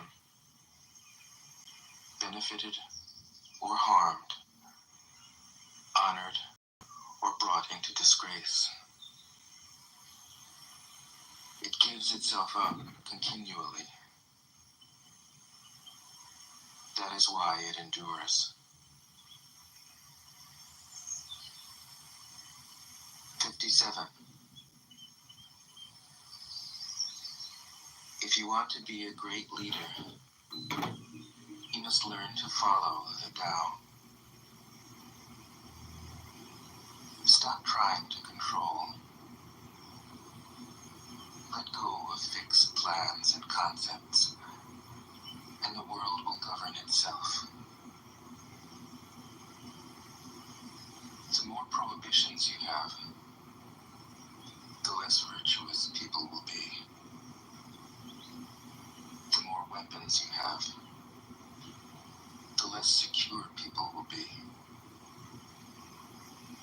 The more subsidies you have, the less self-reliant people will be.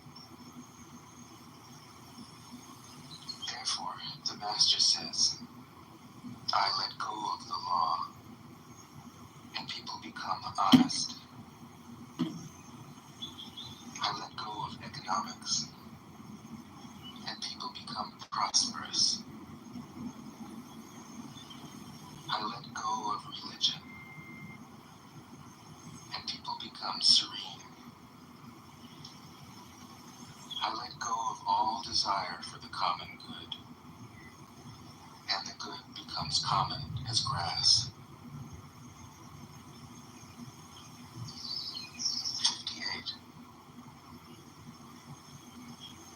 If a country is governed with tolerance, the people are comfortable and honest. If a country is governed with repression, the people are depressed and crafty. When the will to power is in charge, the higher the ideals, the lower the results. Try to make people happy, and you lay the groundwork for misery.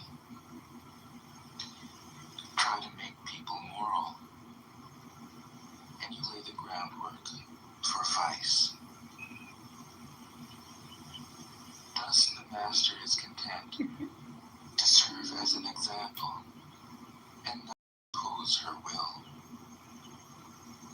She is pointed, but doesn't pierce. Straightforward, but supple. Radiant, but easy on the eyes. From his own ideas. Tolerant like the sky. All pervading. Nothing is impossible for him. Because he has let go, he can care for the people's welfare, as a mother cares for her child.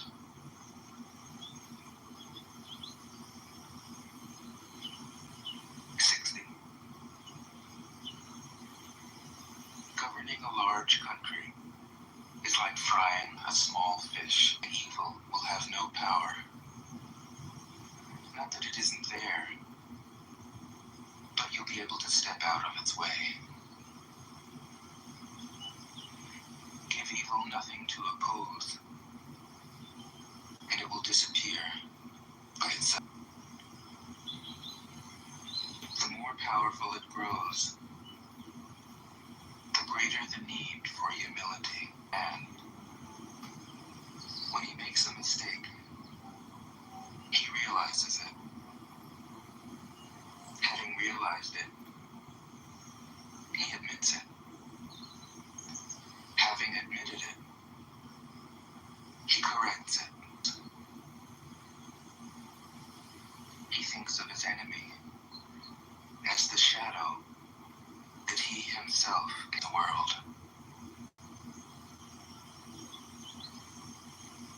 62.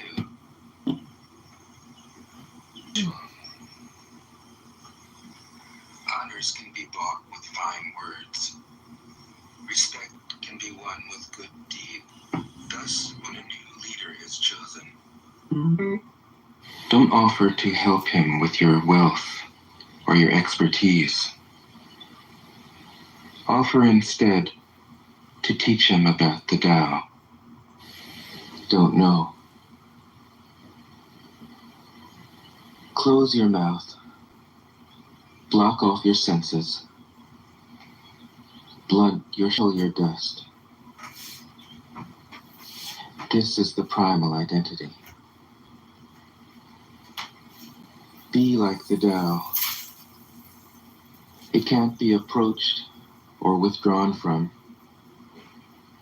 Benefited up continually. That is why it endures. 57. If you want to be a great leader, the more prohibitions you have, the less virtuous people will be. The more weapons you have, the less secure people will be. The more subsidies you have, the less self-reliant people will be. Therefore, the Master says, I let go of the law, and people become honest. Tolerance. The people are comfortable and honest. If a country is governed with repression, the people are depressed and crafty. When the will to power is in charge, the higher the ideals, the lower the results. Try to, and you lay the groundwork for vice. Thus the Master is content to serve as an example and not to impose her will. She is pointed like the sky, all-pervading like sunlight, firm like a mountain, supple like a tree in the wind. He has no destination in view and makes use of anything life happens to bring him way. Nothing is impossible for him. Because he has let go. 60. Governing a large country is like frying a small fish. You spoil it with too much poking. Center your country in the Tao, and evil will have no power. Not that it isn't there, but it will disappear by itself. 61. When a country obtains great power, it becomes like the sea. All streams run downward into it. The more powerful it grows, the greater the need for humility. Humility means trusting the Tao, thus never needing to be defensive. A great nation is like a great man. When he makes a mistake, he realizes it. He corrects it. He considers those who point out his faults as his most benevolent teachers. He thinks of his enemy as the shadow that he himself casts. If a nation is centered in the Tao, if it nourishes its own people and doesn't meddle in the affairs of others, it will be a light to all nations in the world.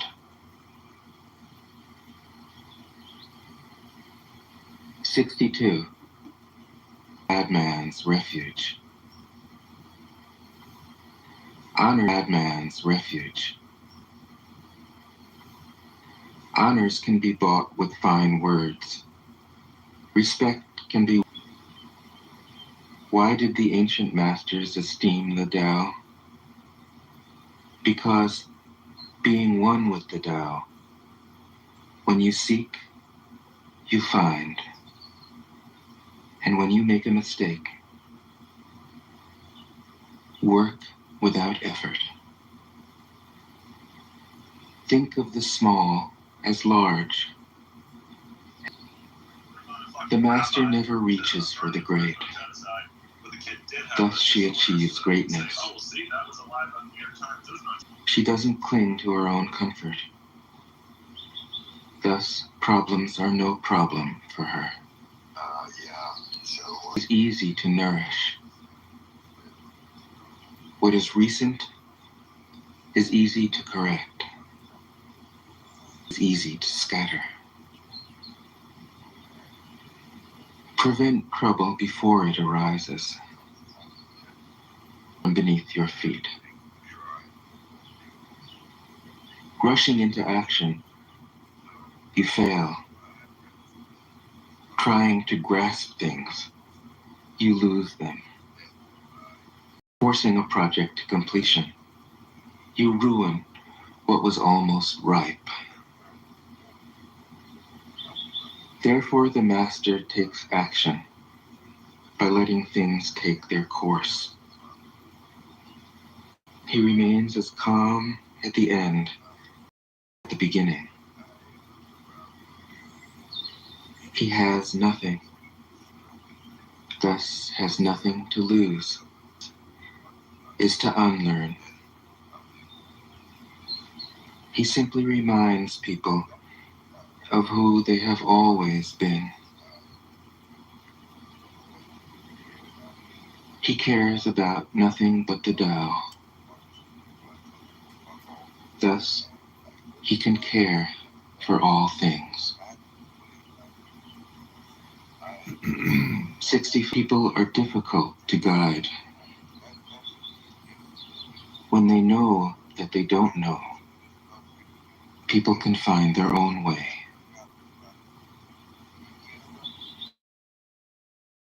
If you want to govern, avoid being clever, content with an ordinary life.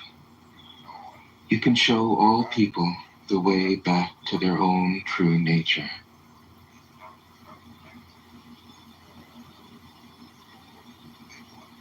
'66. All streams flow to the sea because it is lower than they are. Humility gives it its power. If you want to lead the people, you must learn how to follow them.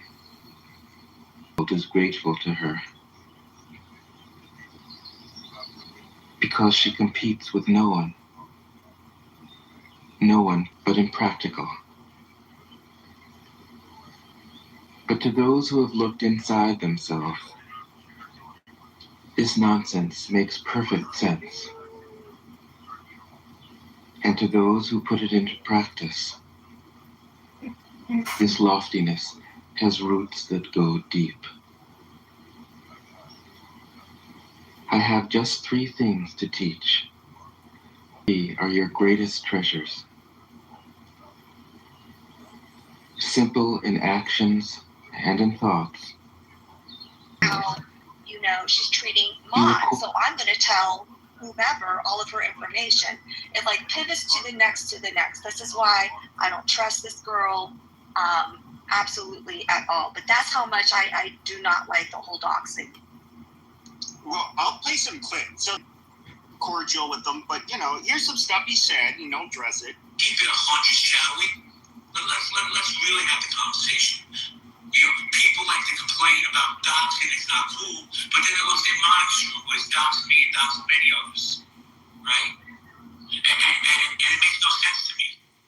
You have people like Pepe who doxes people, but all over the white America, you have 1,000 people in there singing Kumbaya with that piece of shit. Makes no fucking sense to me. I'm going to tell you something. Everybody on the stage true. Okay, is it a different level? You also have to go get doxxed. And then you're going to feel outrage. When it happens to you, you'll feel the fucking outrage. I think it's funny. So I like re-released Jay's stuff, and then I've used Roger's picture. I've never like doxed anybody on this app. I don't see. The thing is though, is I don't give out my personal phone number or click up with people. I got into it with him, I don't know, almost a couple years ago. You know, he was saying, and I don't want to see any of you in Pepe's rooms. None of you go into Pepe's rooms. He's trying to tell people to stay out of my room because he fucking hates it when other people have rooms that are open. Like, he's one of those people that he has to be the person that's getting all the, you have one, you're going to have traits of the other. Those two disorders are pretty enmeshed. Now, you know, you got to think to yourself. Somebody who has that, you know, that kind of a history as him, who's had been while on this app, is on your stage. Then he tries to muscle out the other people on the fucking stage. Does it sound familiar? How many houses does this happen in? When he's in charge here, I'm in charge here. Yeah, he wants everybody to know and everybody to respect. I'm in charge here. You're not in charge of shit. But you know, if I had his life, you know, once again, his name's public, and you know where he lives is, I won't even go there. But you know, and then what do you hear him do? He always has to chime in and give his 2 fucking cents after aggrandizing statements, or he ends up saying something that is going, he thinks will induce some kind of reverence or this guy doesn't even formulate a fucking thought, an idea of his own. He doesn't have any he doesn't have any ideological bent like most of us do on here. He literally goes with the fucking flow. It's whatever will give him attention and recognition. And I've caught him. If I get doxxed, there's no, I don't have a criminal record, motherfucker. I haven't lied about I'm not somebody who's gone around saying, making outrageous claims like some super successful guy, any of that shit. I don't. What's more pathetic? At least you're honest. What's more pathetic than being like, let's say, a fucking loser and being figured out for being a loser? And why everyone feels the need to be like, hey, I'm so successful. I did all this. Like nobody cares, right? Like I think if people can smell the bullshit, but I think it's a sign of insecurity when people overinflate both what they do and how much money they make. Like I've never been someone to do that. I find it to be quite strange. Of course it is, and I come on here to do stuff that is like, if anything, is going to, when it comes to future employment, it could affect me. You're teaching yourself behavioral patterns which are kind of dangerous. So, but I don't know. I'll just play some more clips because it's just like a bunch of stupid bullshit, and I'll address them. And why are you upset again? What has you? Oh no, it's a Kevin, stay on mute. I know. Do not Mother Superior like this. Stay on mute, please. Oh my God, please. Okay. Of course I will. It's Mother Superior's time of the month. Just get Wait, what? Jesus Christ, Nicholas! Wait, what? Jesus Christ, Nicholas! Bye. Okay, here's another clip. This is against hold on, no, stop. I'm in the middle of something. Dude. Oh, okay, I gotta No, stop. I'm in the middle of something. Dude. Oh, okay, I gotta go to the audience. I can't be involved in this conversation. So, I literally, I put $1,000 on it. Give any time where I ended up giving up somebody's social security number or address or family member. It's not happening. Find the fucking clip. And I'm leaving this on. On replay. Okay, find one fucking clip. The years I've been here. Where I did that. You're not going to find it. I did not do it. So once again, this pathological liar doing the same usual bullshit he does. He even, a couple years ago he was doing this shit. And it's because it's like, he has to sell this scenario, like, oh yeah, Pepe, he was doxing Roger, he was giving out address, no I didn't, motherfucker, I gave out a picture from YouTube, dipshit. But you have to feel like the hero. You have to feel like the good guy. You know, I'll stand on 10. I will protect anybody that I'm friends with on this app. Oh, take it easy, fucking tough guy. We've all seen your fat fucking ass. I mean, like speaking of another goddamn, like, ugly motherfucker. Like the hero, fat fuck. And who the fuck are you gonna, in real life, I would, literally, you wouldn't stand a fucking chance. That's the funny thing. Seeing this little flimsy, whiny bitch sit here talking about me.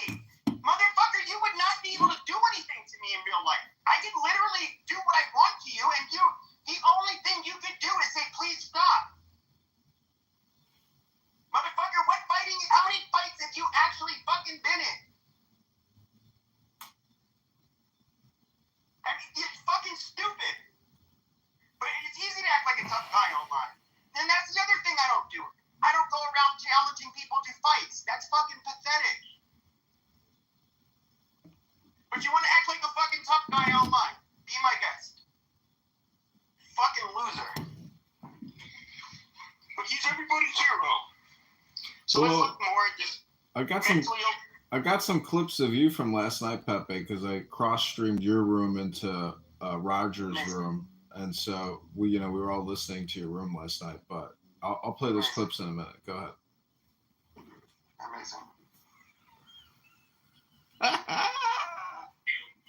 one thing that you can do to piss me off is just so many intelligence. And people like fucking Pepe, bro, I'm telling you, you guys gotta fucking hang out with that dude until it turns on you. You get fucked.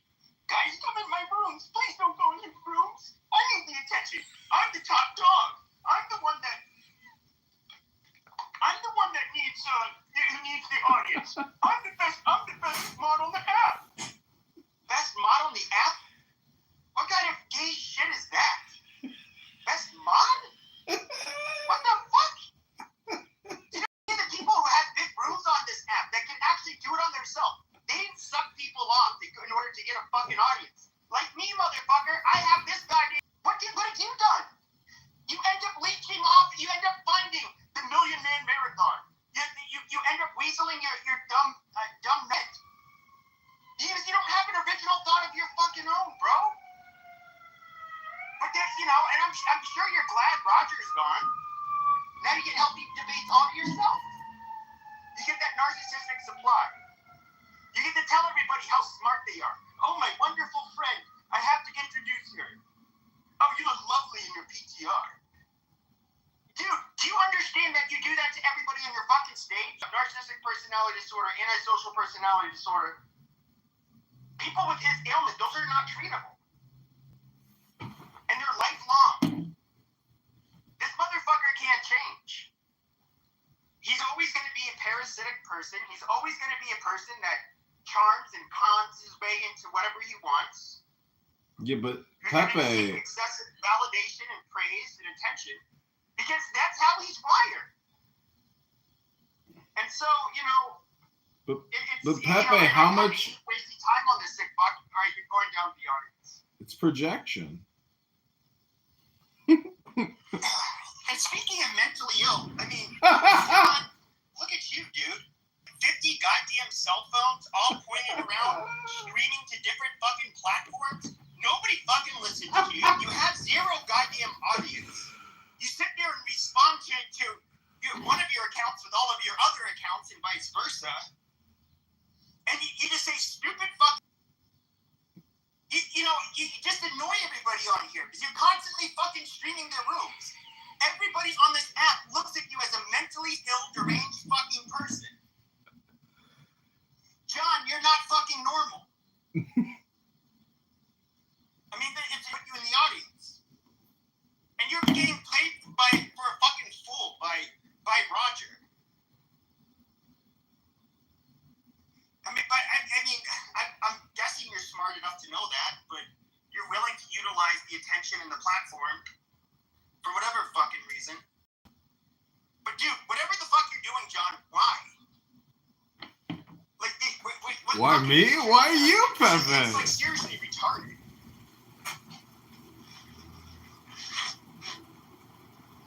But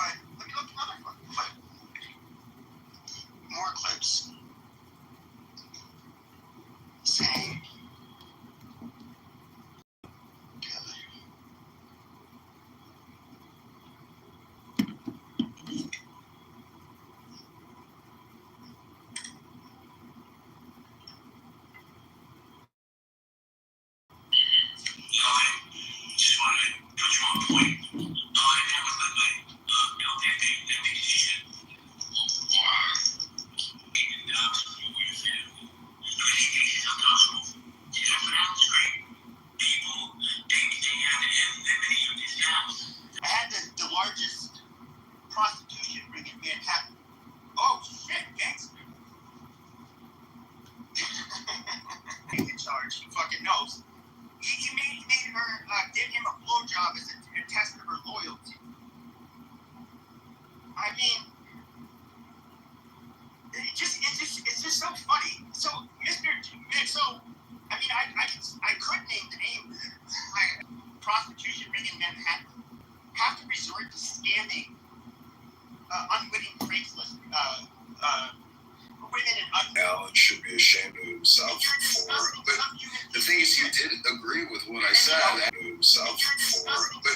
The thing is, you did agree with what I said after he said he didn't agree with me. So I think I made my point. You know that? They're real fat sloppy. And defeating China, seal borders, stop illegal immigration, ban Confucius Institutes and TikTok. And find out I'm French. Confucius find out I'm French. Does not compete with anyone. And you find out I didn't lie And about no one can compete with. But you know what you do is compete with souls. You lie to people. Admit it, you're a two-bit chump. You don't even have the ability to be a pimp. That's how much of a lowlife you are. You had to scam these fucking women and basically hold them there for a couple of days and have them get ran through by a bunch of fucking men and kept the money. And your sorry ass, I remember that heartfelt story you gave me, how I'm not gonna lie, Pepe, nice person in prison, I cried. I would cry too. Personally, if I was in prison, I would have taken a fucking towel from the top of my bunk, and like the worthless, no good piece of shit I would have been if I had did a crime like you. I'm just saying, I personally would not have the heart to continue to live. I would say my life is not worth preserving. I brought so much dishonor and shame upon myself, and I'm a fucking failure in life to begin with. I'm just saying, personally, I don't think anybody should commit suicide. But I mean, that's what I would have done. You see, this Pepe wore this right on the day after October 7th to make fun of the women that did it. Motherfucker, I said I'll pull. You fucking rat piece of shit. I mean, in that small little dingy fucking place you live. I'm sure you're not getting any bitches. Small little dingy fucking place you live. I'm sure you're not getting any bitches there, are you, Jay? Level, what is it? Content creator. Jay, why did you do that? People like you don't change. And no, let me guess, those accusations were all lies. It's all lies. I have haters. A father on this fucking planet who would want you near their fucking daughter. You piece of fucking shit, you know it. You're a fucking cockroach. And I would love, you can't be touched. Try it. I'll just say that. You think you're gonna do something to me, fucking loser. You aren't shit. You never have been shit. We can talk about your traumatic childhood, though. Ooh. But the gift keeps on giving, doesn't it, Jay?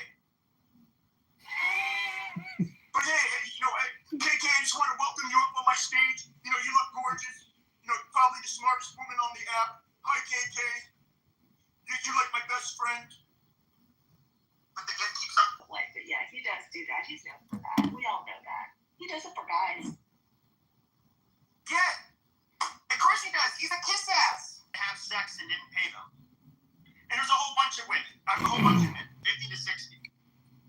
Now, with that being said, he comes on this app and lies. Even about that. I was the biggest pimp in Manhattan. You fucking faggot. No, you weren't. No, you weren't. You're a goddamn with this next level content creator business you just opened up, Jay. You're a content creator, right? Do you know how to use a goddamn mod badge and self-aggrandize in between every other fucking speaker? Like the narcissistic piece of shit you are? But, people like that antisocial personality disorder, narcissistic personality disorder, these are the type of people that end up going to prison for doing things like conning people, having excessive superficial charm. That's what you're dealing with. He doesn't have a normal brain. You know, there's some other shit too. But, anyways, let's get some more clips. Let's hear what else this fucking badass had to say.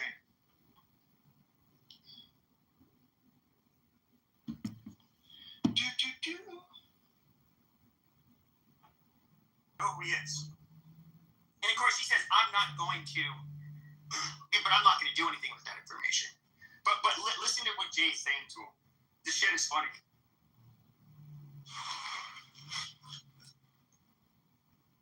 When you jump into a room and you are part of a conversation, I was looking at it from the standpoint, and I didn't hear, I wasn't involved with Penny last night, but I know Penny, I know where he is, I know who he is, and he ran the risk one time of something happening. I was able to find out, I lived very close to him. Not that I would ever take any extra do it, but you run the risk when you're behaving on an app that some people will also make you some research on you. You know? Where's the other part? When you jump into a room and you are very close to them.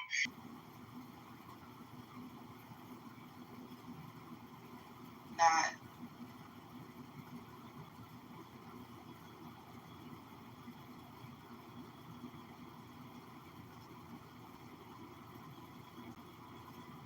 Here, so I don't really.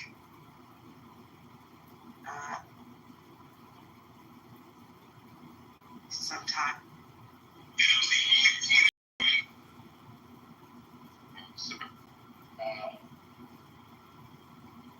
Think you're type of somebody.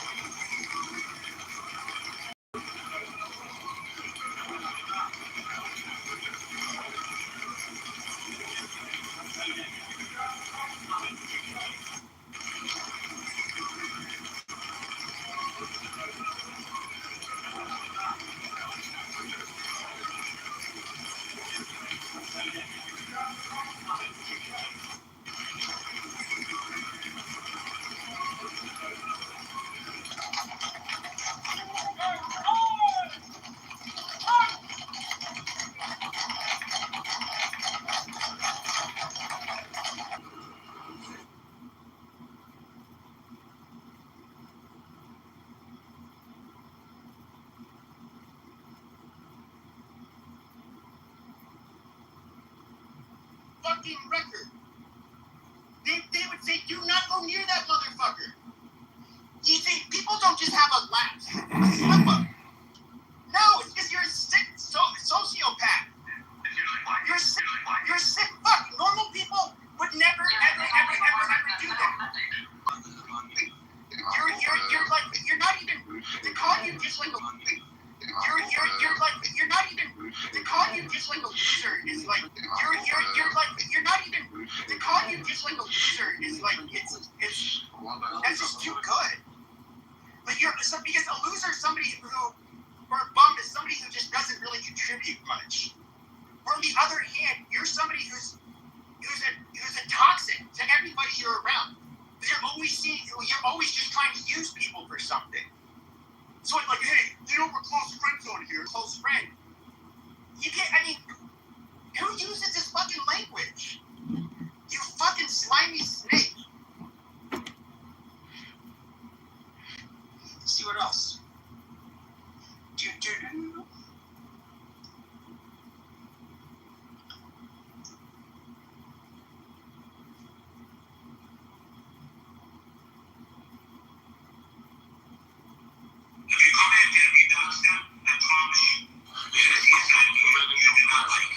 What is that side of you, Jay? I'm sorry.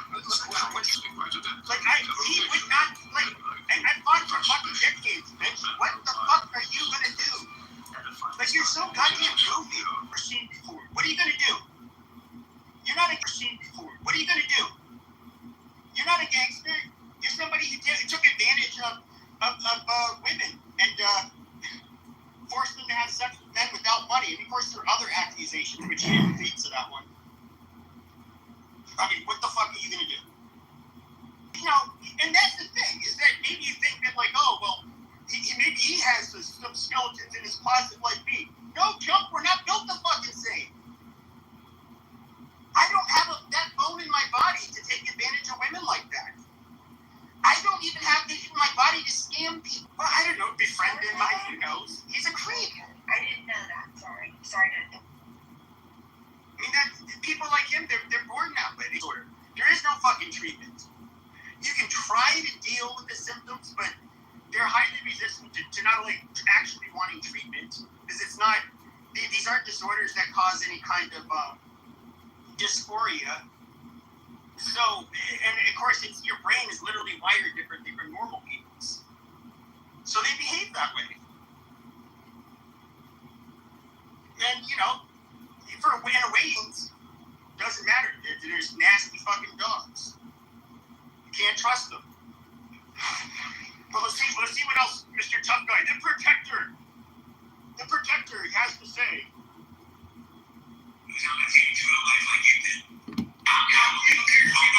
He's gonna take it to real life. Fucking idiot. I believe in an eye for an eye for an eye. You fuck with my people, I'm coming. And even if it has nothing to do with me, I'll come with you. Because to me, see, I'm old school. Loyalty's not a word for life. Loyalty might be a crime that would be quote unquote gang related. You had to prey on you know, disillusioned fucking women that you conned from Craigslist ads. You fucking parasitic piece of shit. I mean, really, how does a motherfucker like this even live with himself? How do you do it? I don't know. I mean, it's just the fact, but what killed me is the fact that not only I did it, but that's inside me. Now, he's going to say, I'm mentally unstable on this and that. Who's the motherfucker? Who's come out? Who have I stalked on this app? Nobody. It's never happened. This piece of shit is a whole nother fucking story. Women on this fucking app have accused him of it. But that's because he can't change. He's a fucking loser. In real life. I don't do that shit. And by the way, that's an easy way to catch a felony, fucking retard. You're probably not smart enough to have learned that lesson after you get federal charges for threatening someone online like that. Really not smart. And it's happened to people on Clubhouse even. So I want to go, like, show up in court in my fucking 40s in front of a judge. So I see you were saying you were going to go kick somebody's ass on goddamn loser, but a piece of shit like you with no self-respect or let alone self-control, you're a slave to your fucking disease-ridden brain. You can't help yourself. That's why you did what you did the first time and had to go to prison. That's why you're swine predator. You're somebody who cannot be trusted. And you're a fucking snake. A lot of people call you a fucking snake behind your back. You don't even know it. There's some people that are a little clueless and didn't catch on. There were people from the dark side. Remember when you used to come and dick suck on my fucking stage? Oh, hi, Pepe. Hi, wow, I really like your rooms, Pepe. Remember, you ended up weaseling your way onto the marathon, Healthy Debates room. All of a sudden, you got this platform, and you had an audience, you know, for the first time since I had known you. Then I see, like, how to exert his dominance on stage, which is really weird. Generally, a man that's secure is not going to feel the need to, like, rub it in my face. And this is the first time I ever got into it with him. Like, rub it in my face. And this is the first time I ever got into it with him. Like, rub it in my face that somehow he's a big shot now because he got a mod on Healthy Debates. We don't know him. And Jake. Now, Jake used to come into my rooms.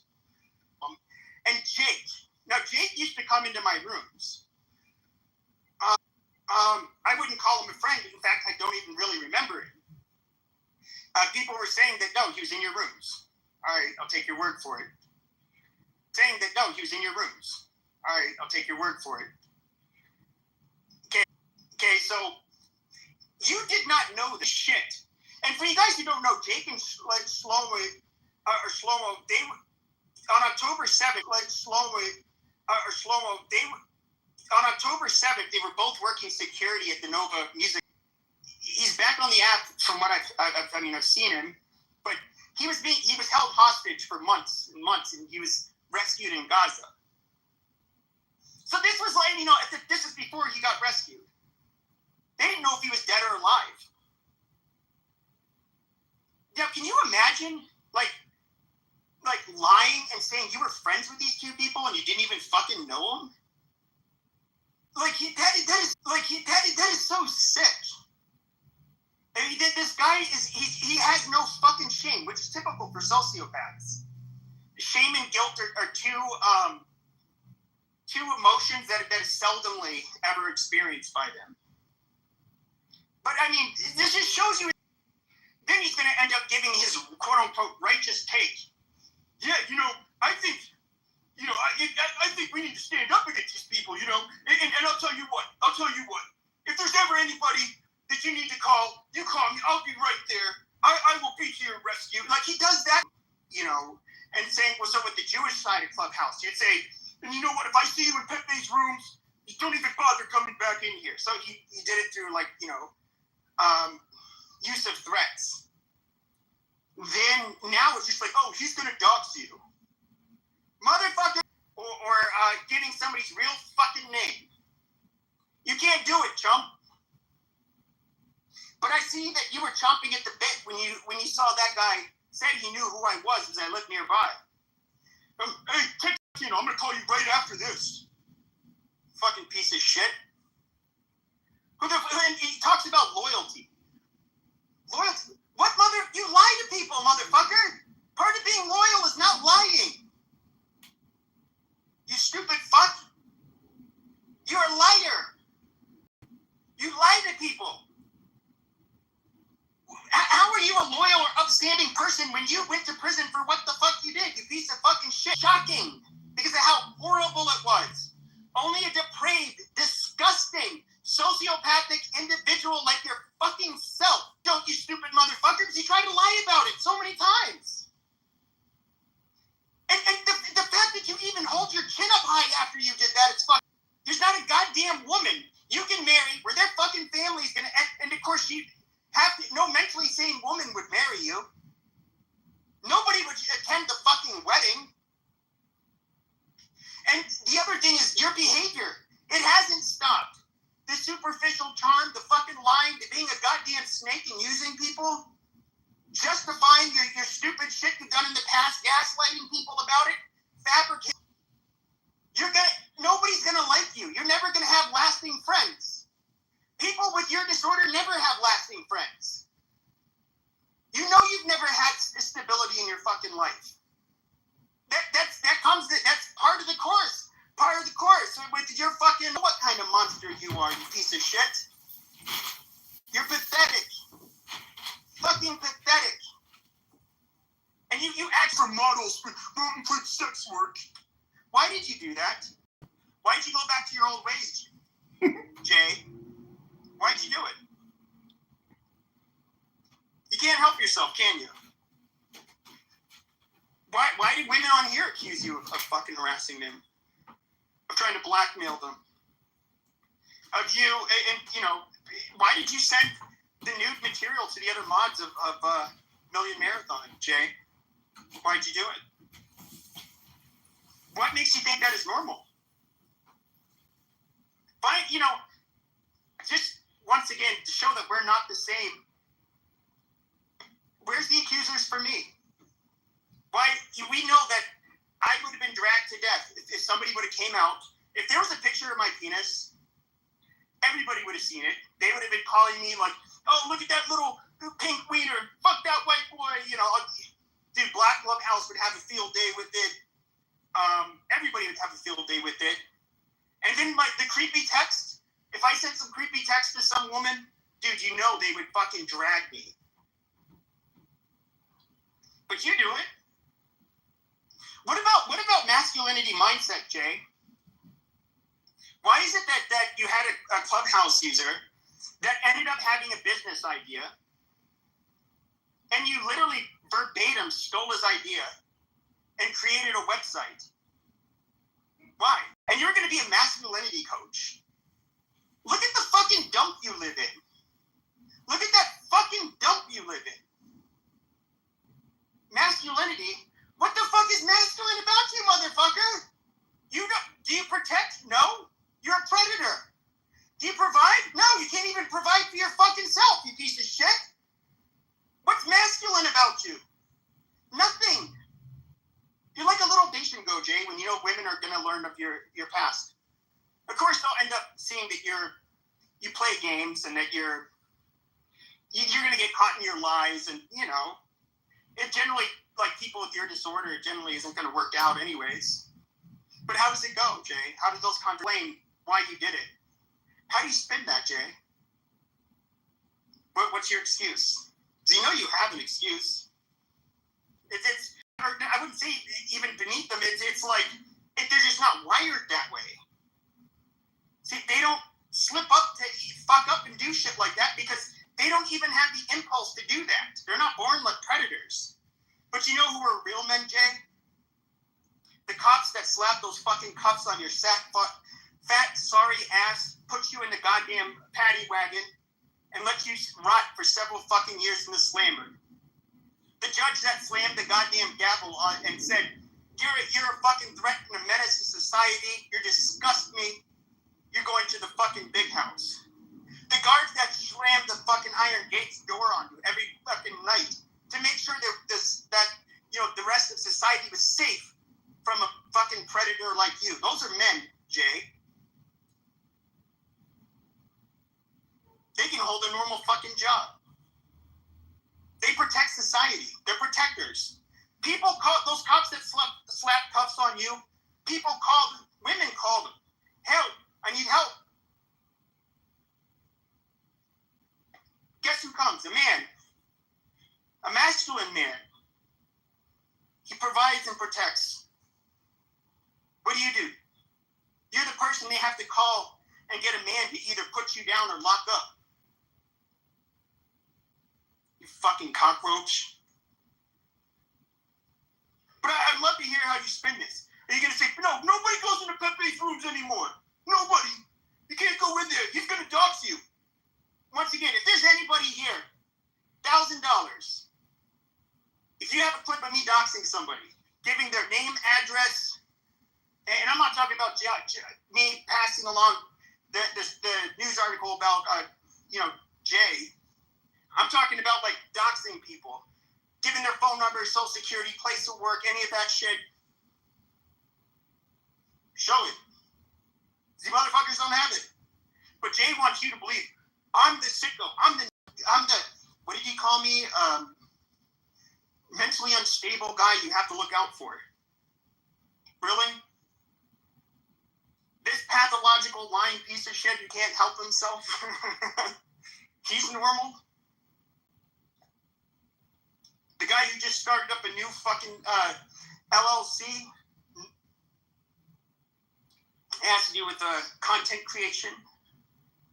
God, it sounds awfully similar. But I don't know. I'll just say Hispanic guy that served in the military and intelligence. Why did you tell him that, Jay? Why did you lie about what you did? You're not some fucking criminal mastermind. You can't even manage your own fucking life. You fucking loser. That's why you're living in that little fucking shithole trying to get your narcissistic supply. Is it the only time you feel normal is when you're getting to moderate a room and you get to feel like you're being heard. You get to feel like you're in control. You suck, dude. Like, you're a fucking failure at life. I mean, you ladies, just think about that. Every time you go on his stage and he says, well, you're looking really good in your PTR. Oh, well, honey, you look great. Think about who's telling you that. What do you think he told those fucking women that he scammed on Craigslist? Hey, beautiful, I want you to prove your loyalty by giving me a blowjob. Oh, don't worry, honey. I know, it's been a day. You've been like 25 guys so far, but you're doing great, honey. Keep on at it. That's the guy that you want to... That's the guy that's mentally stable? How do you not get the creepy crawlies just every time this motherfucker talks to you? And I'm straight up being honest. Like, if I was his age, living where he lived, and, you know, fuck going to prison, the fact that I knew I had it in me to do what he did, and that I did it. Bro, my life, I'm not living my life. I'm checking out. I would literally have the impulse. I'm just saying, I'm not saying how he should feel. I'm just telling you how I would feel if I was him, or if I had done something like that. Every time I had to look at my fucking face in the mirror and say, what are you going to be proud of today, bitch? What the fuck do you have to be proud of? You're a goddamn sociopath. You can't fucking change. You're parasitic. You're predatory. You know, you still try to fucking scam women, get naked photos of them. And after you did that, what you did to those women in New York, and that's not a little fuck up. You really go out of your way to do that. What is there to be proud of? What is there to move on from? Like, how do I look in the mirror and have even hope? I would be so disgusted. And you have to understand, sociopaths, and, you know, he obviously has a lot of narcissistic traits. They don't feel, you know, the disgust, the shame, the guilt that normal people feel, they don't feel it.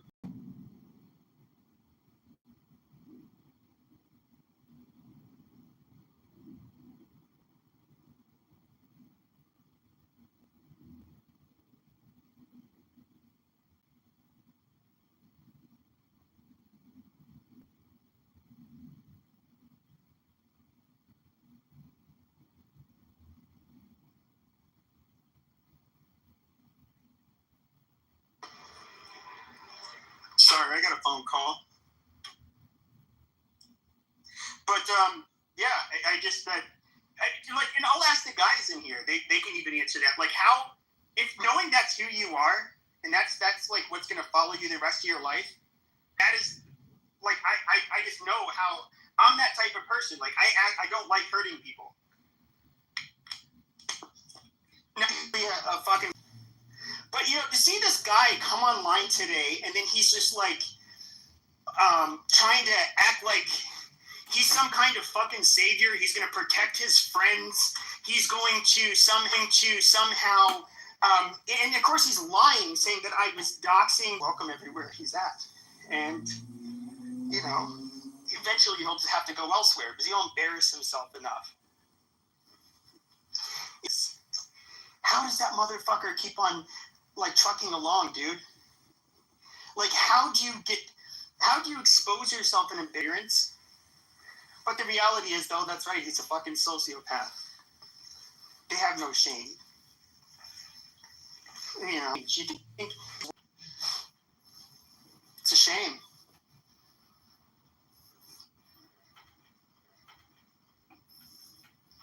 But, yeah, I think this shit for so long, he just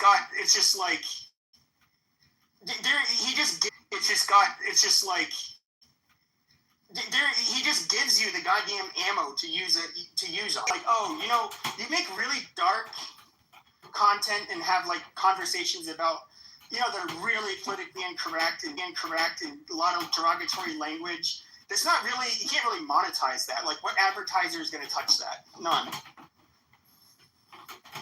And it's just like with this dipshit, who's gonna, once that surfaces what he did, and you have all of these people that are gonna come out with that, is he actually a content creator, or is it more nefarious?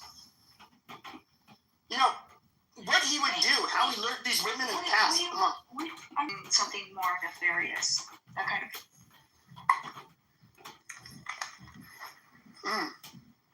Well, when it came to, you know, he used to have these, like, Okay, for example, when he did the cat, his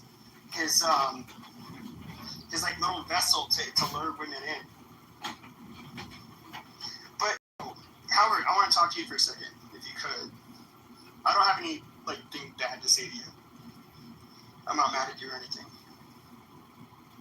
Right? I saw you in the room earlier, and I was just gonna say, wait, what happened to him? Did I accidentally kick him out? God damn it. Oh wait, no, Howard's here. Oh, yeah, so that room earlier with Jay, so long story short, so Roger ended up doing a YouTube podcast with another like prominent person on this app. And so a lot of us have known for years, like about video, where he uses his real name. So I ended up like taking a screenshot of the video, and I blacked out his name and all that, and I put it as my profile picture. Now, that's all I did. Didn't say his name. Definitely did not say his address. I don't even know where he works. So anyways, no, I did not dox anybody, but I did hear you say that, like, which it could be true. I don't, I don't care. I didn't dox anybody, and I was not going to dox Roger.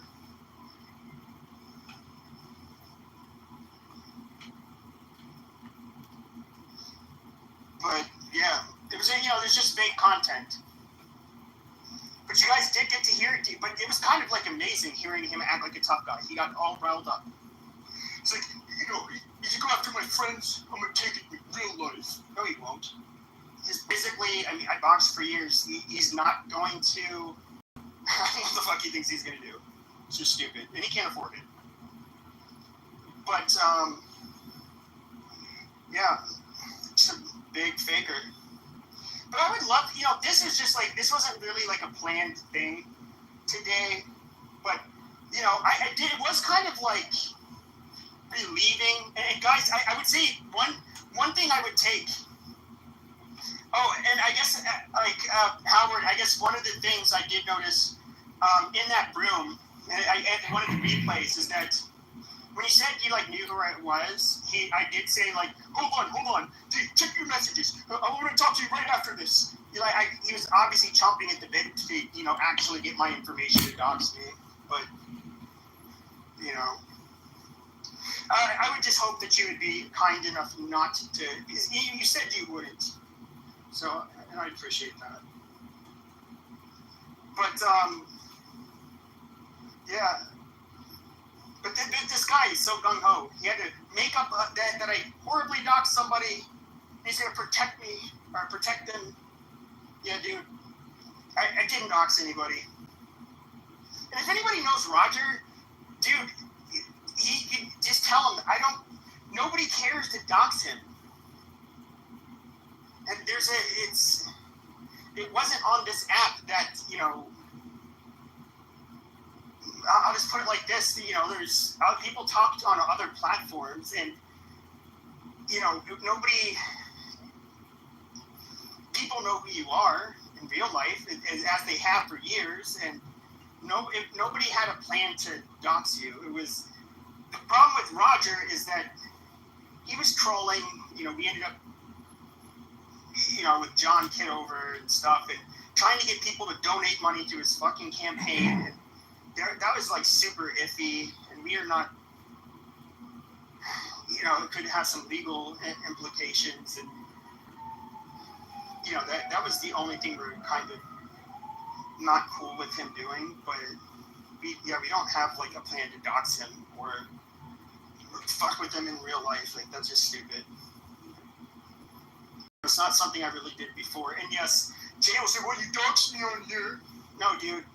You literally use your own real fucking name. I'm not saying your name in here, but you know what happens when I go to Google and I type in your name. I don't have to type in the city you live in after your name. I just have to type in your name. And there's there's news articles from one very prominent, especially one from a big prominent newspaper, where it pulls up the fucking story. No, I mean, I don't know what else to say. I mean, what's amazing is your dumbass even fucking decided to come on here with your real fucking name. Fucking loser. A total fucking loser.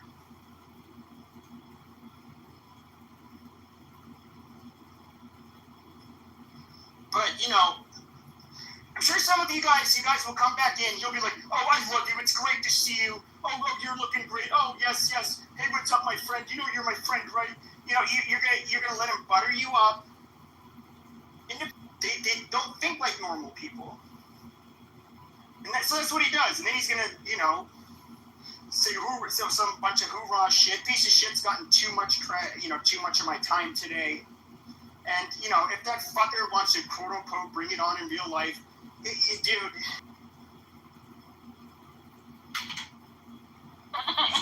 मैं तो कुछ भी नहीं बोलती चुपचाप ही बैठ कर conscious क्यों होते हो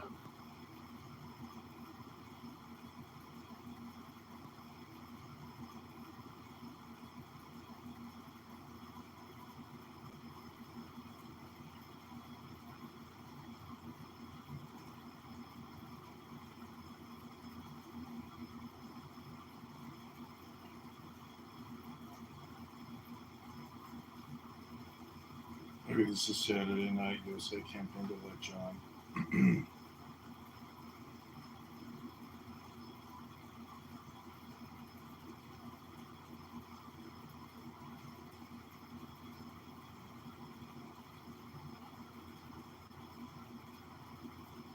Oh, Chris, that was pretty funny, Pepe Room.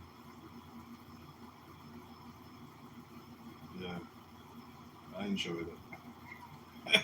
And Jay Breska, he contributed $120 to the campaign. He's the #1 campaign funder. So, you know, I got to side with Jay on this one.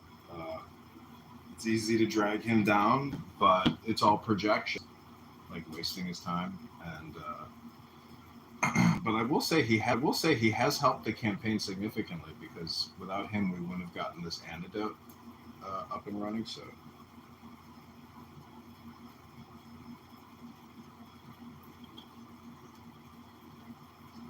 Thanks for all your help. Thanks for the shout out. Yeah, of course, man. You know, I learned on this app to keep my mouth shut and just to listen more than to talk. You know. Mm-hmm. So I just don't want to get medically sort of contaged, wrapped up in that entire world. High dopamine environment for me by giving me a platform. And when he's gone, it's like a break for me, because I don't have to sit here and keep harping about the debt. I can go back to reading books. So today I read the Tao Te Ching for like 2 hours in the morning, made a bunch of videos. And but just listening to yourself reading a book doesn't take much work, and you get what you're looking for. It's also like a mirror, so you can sort of reflect on your inflection, you know, like how you pronounce words. It's a great way of learning and self-training.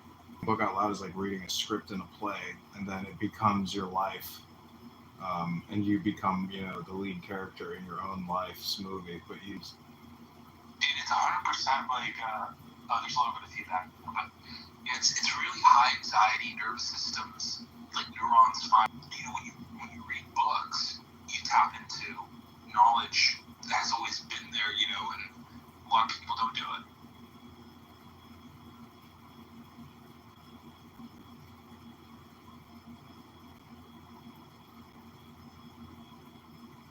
Yeah, last night listening to Adams and Pepe drunk, having like the gayest conversation ever about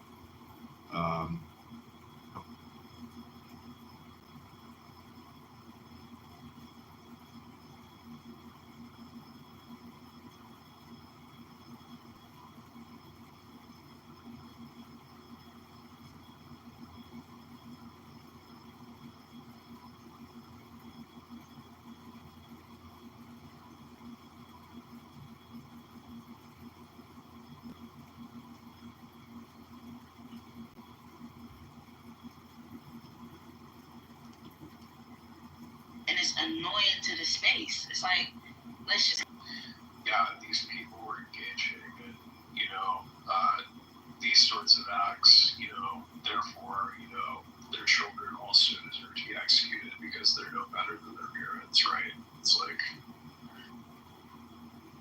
it's kind of like, to me, it's like it's analogous to a lot of the arguments that I hear when people make about Gaza or things like that, that most people find important to remember when, you guys get killed, essentially. It's like, which, even if I were to assume that every, Palestinian would not do anything. Yeah. Honestly. Wait, hold on one sec. There's gonna be timing coming. Yeah, sorry about that. What was that? I said he deleted his X account. I think so. It still shows that he could have gotten suspended though. And he came up there, and his voice was a little bit different, but you could tell by like the words that he used and the cadence and the pauses. No, I heard that. That's not him. That's somebody else. I've heard that guy before. I've heard that other guy before. That's not Roger. God, he sounds just like him. He's like, it's not listen him. here, you motherfucker. Shut the fuck up, you fucking bitch. Like that, and even Mike Allen's like, oh my God, bro. He's like, he sounds just like him. He's like, his voice sounds different, but he like has the same cadence and like tonality and like his words and his pausing. Like, it was fucking wild. And but yeah, Roger came back on and he said like 2 words, and then he just he kept writing in the chat that he was gonna go to bed and that he was closing the room, which is a little odd, but it was fucking hysterical.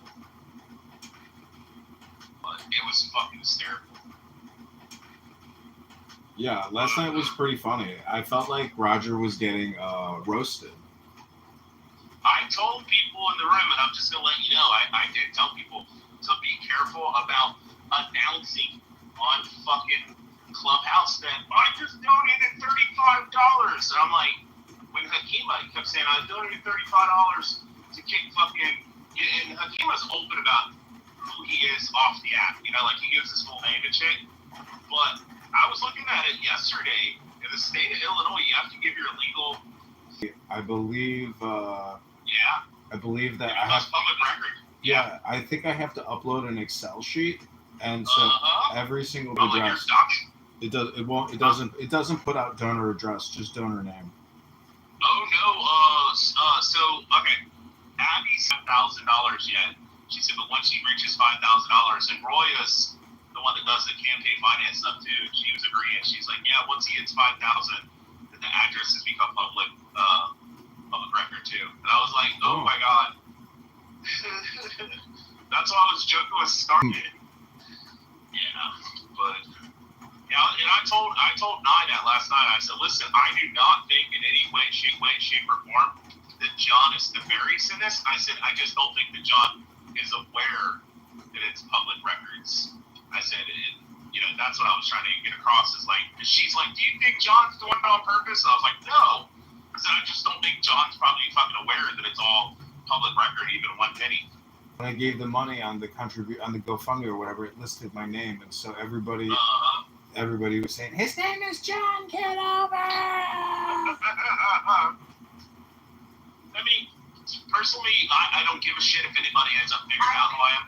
I don't have any. I mean, I have a criminal record in the sense that I got arrested for street racing when I was 19, and I've had some speeding tickets. But other than that, like, I'm not saying Roger has a criminal record, but it is kind of wild that Roger gets up on stage and tells everybody, oh, hey, I know how we should fix the $37 trillion in debt. And then Pepe shows pictures of where he lives with his parents. Yeah, and shit, and you're like, that's just political. Wait a minute. No, I know, but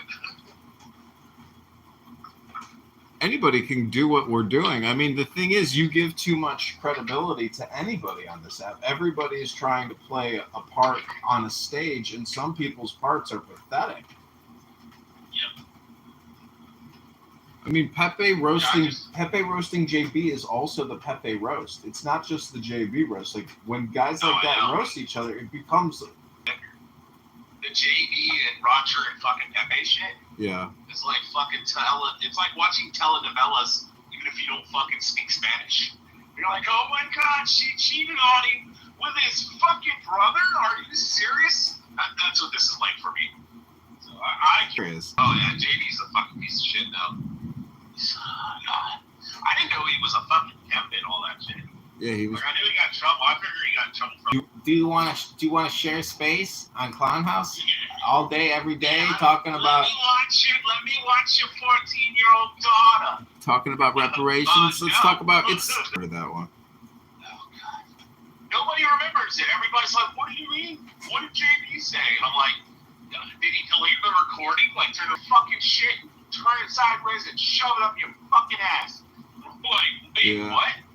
Was that before or after he said he was Jewish?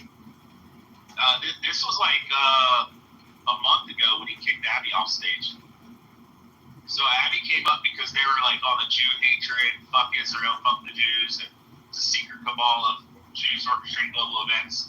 So Abby just asked if it was okay if they could like change the subject. And the rabbi, he wrote back to me and said there was nothing they could do to help me. But you know who took the rabbi? He wrote back to me and said there was nothing they could do to help me. But you know who took care of me and stepped in and fucking took care of me and stepped in and fucking took care of me while I was in prison. It was the fucking blacks.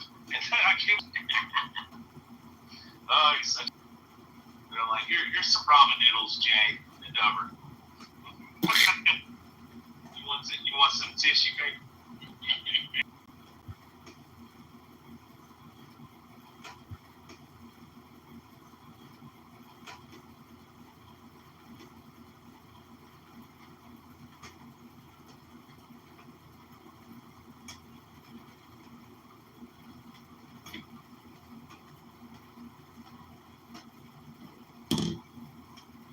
Right now, Julian, I think it's a good idea. I think it would be healthy for you to give to a Republican conservative, somebody's fiscally conservative, because you're not going to have any money left by the time you hit 40, Julian.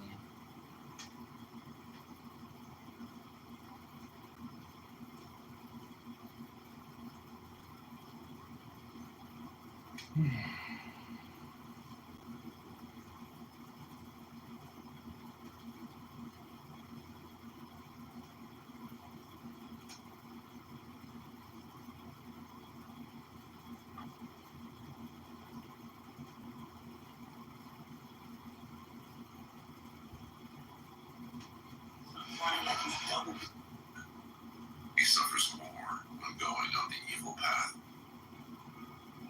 Dhammapad's man is happy in this world, and he is happy in the next. He is happy in both. He is happy when he thinks of the good he has done. He is still more happy when going on the good path. The thoughtless man, even if he can recite a large portion of the law, but is not a doer of it, has no share in the priesthood, but is like a cowherd counting the cows of others. The follower of the law, even if he can recite only a small portion of the law, but having forsaken passion come, has indeed a share in the priesthood.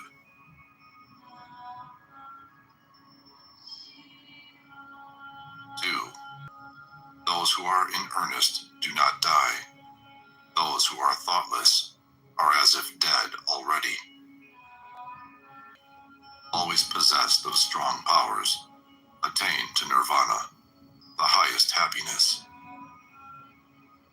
If an earnest person has roused himself, if he is not forgetful, if his deeds are pure, if he acts with consideration, if earnest among the thoughtless, awake among the sleepers, the wise man advances like a racer, leaving behind the hack.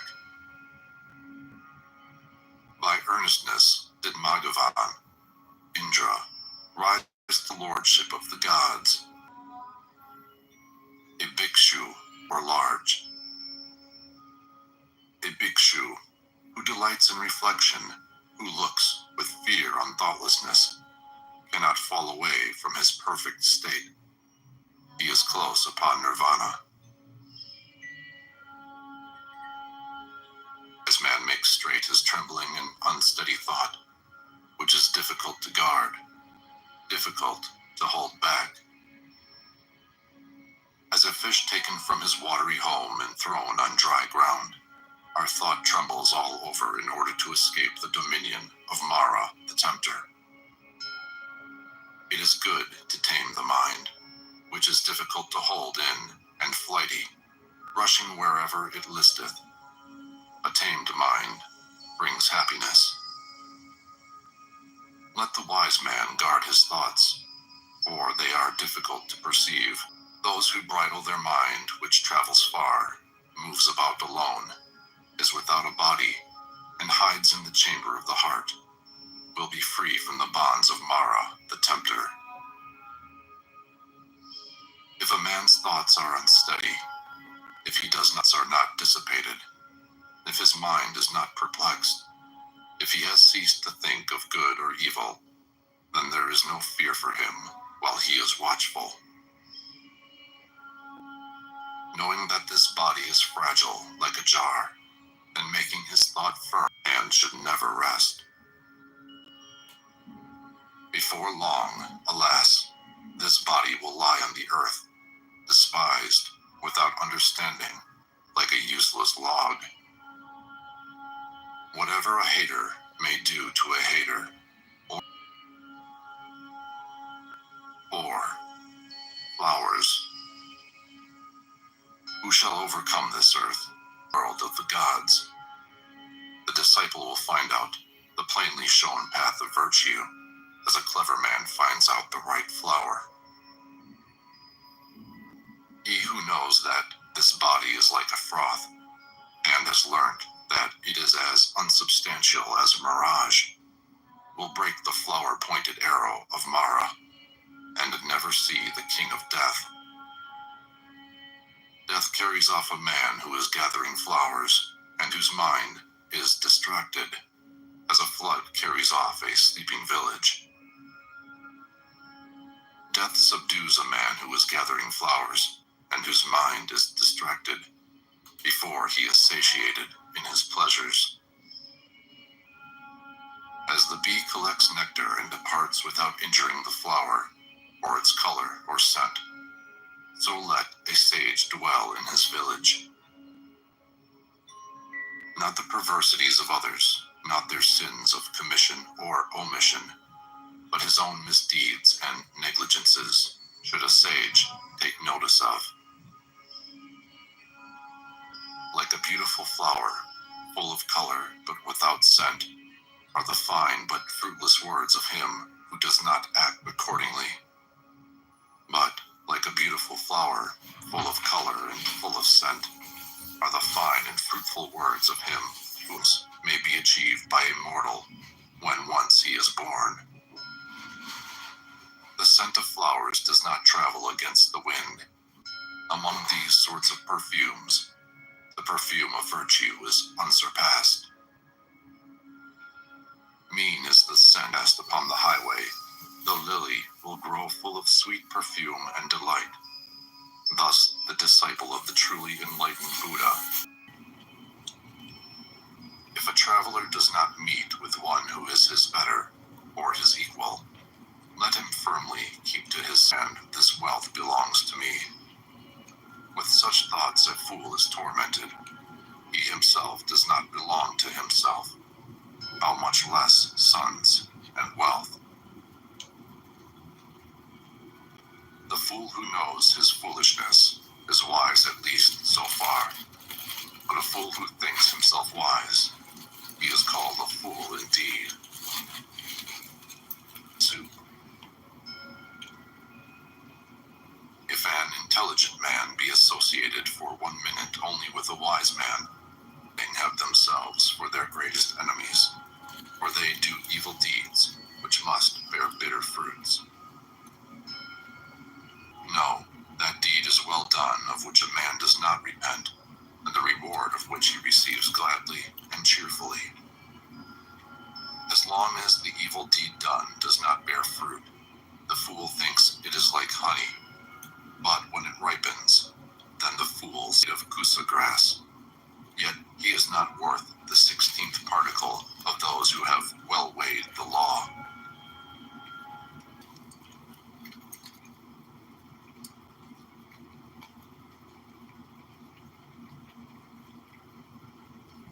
Practice it in poorer height. Have you looked at the poll?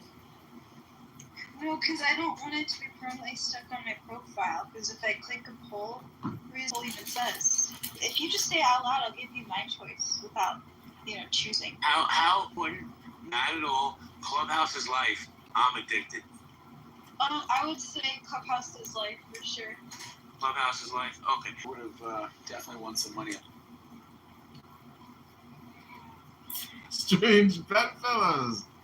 Randy in the chat said, if you've gone through 100 names, it's life. Amen. The center of these storms, who's always been fucking insane.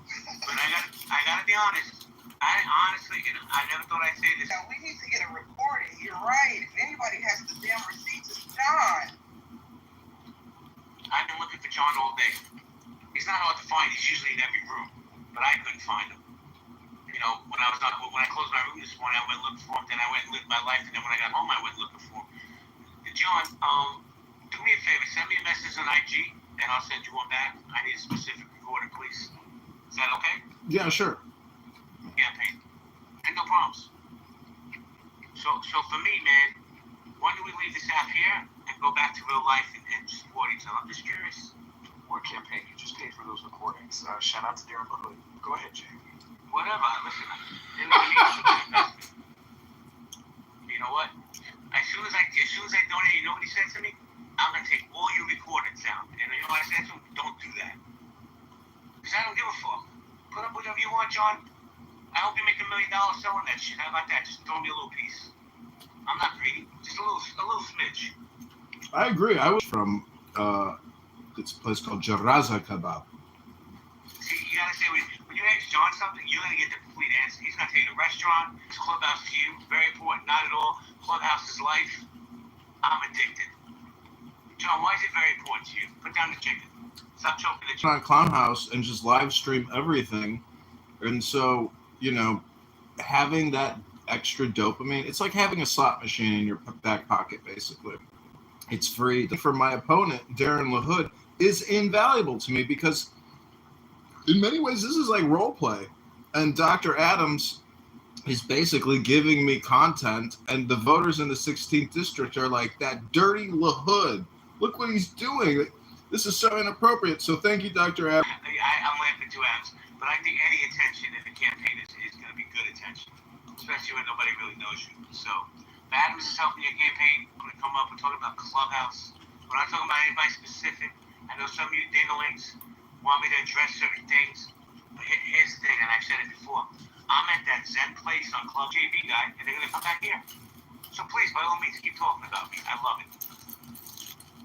I just want to say to John, you may or may not remember this, but something like the other night when you and Rohan were going at it and you started singing The Dingo Ate My Baby, that shit was hilarious. Like, your comedic timing is impeccable. Like, Rohan was trying to be serious, and you were serious too for a while, and then you started singing The Dingo Ate My Baby. Classic. So when you put together your documentary, please. Sounds good. And I'm going to give you that $1,000 to your contribution. That's a contribution to your campaign if the person pays up. This person has stated they did not dox Roger last night. They did not put his name out there, all this other bullshit. I believe you have the recorder when he did. And he said, if anybody can prove it, I'll pay $1,000. Well, let's see if he's a man of his word. Okay, John? I'll give you. If he gives it to me, I'll give you another $1,000. Okay, sounds good. John Graham account is because of me.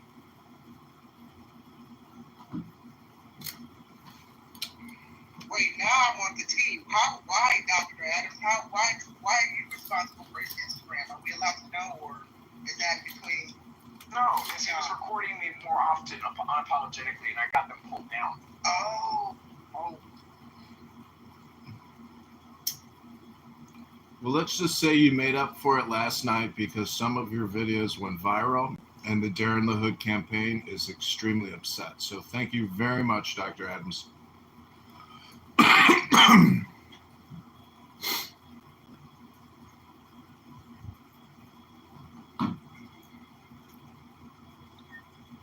guys, just talking about Clubhouse. What's your experience been like? What's up, Tough Soul here? Amazing. Carl, you want to say something, bro? Just come up and say it. Man, squeeze your balls. What's up? We got Joe B in the house, no favors, Mad Lock in the house, James is here. Oh man, we got Steady. Steady's a clubhouse OG, one of the good ones on here, guaranteed. Trillion, how you doing, Trillion? I see you. Elizabeth, how you doing? So the call is... Shout out to Rachel too down there. Hey Rachel. And I think I saw Jane earlier. I don't know if she's still here. And MG, we can't forget MG. Man, MG, Miss Clark, Miss Fifi, all the cool people. Courtney's here. You know, I want to point out that my two biggest campaign contributors are on stage. JB and Hakima have contributed the most to the campaign. Talk to anybody and stare down any schmuck loser who wants to come on here, gaslight, use racist profanity, be an immature little individual, you know, and basically be a hypocrite, because that's what a lot of people are on here. They are absolute hypocrites. But it is individuals who do all of this in anonymity and in the shadows like little cowards. Hey, well, I catch you up all the time, but, you know, just what he's doing to save you. Because you're mentally ill and you're being taken advantage of. I won't dispute the mentally ill part, but do you think you're being taken advantage of? No, absolutely not. People are assisting me because they believe in my message, which is stop borrowing and stop spending.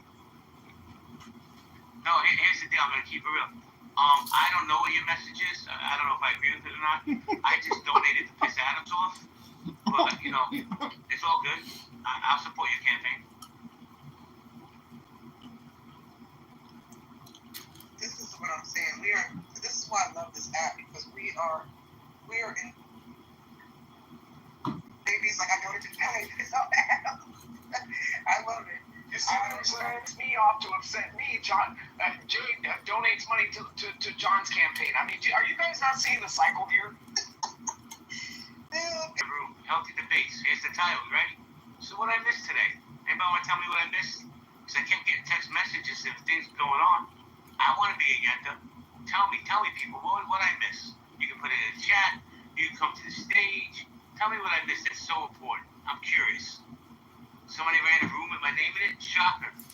That happens every Saturday, Mondays, Wednesdays, and Thursdays. That's a surprise to some of you people. Who gives a fuck? Who cares? Listen, there's only one person in this room right now. I'm not trying to dox her.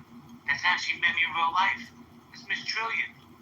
Trillion will tell you the character of the man I am.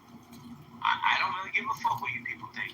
Meet me in real life and see who I am. It's not a threat. It's just saying, hey, meet me and you'll see I'm actually a good dude. But I don't pay. Answer, expound on your vote, why is it very important? Not at all. Clubhouse life, I'm addicted. Come on up. We love Seneca, but I've been in spaces with Seneca. Seneca catches some strays sometimes too. What's up, Seneca? What's up, Julia? I don't know Seneca. How you doing, Seneca? Yeah, he's been on the stage before. I'm here all the time. Say that one more time, sir. I'm here all the time, baby. I'm sorry. Well, I guess since we didn't argue with each other, I don't remember you. That's my bad. we never argued before this. We simply have lots of perspectives. Yeah, NY, New York and NY. 9, just 9. Oh, 9. Yes. 9 is, Before you shoot any show at 9, just let me know you have to go through me and Roger first. You fit people. I'm very bad. I'm very bad.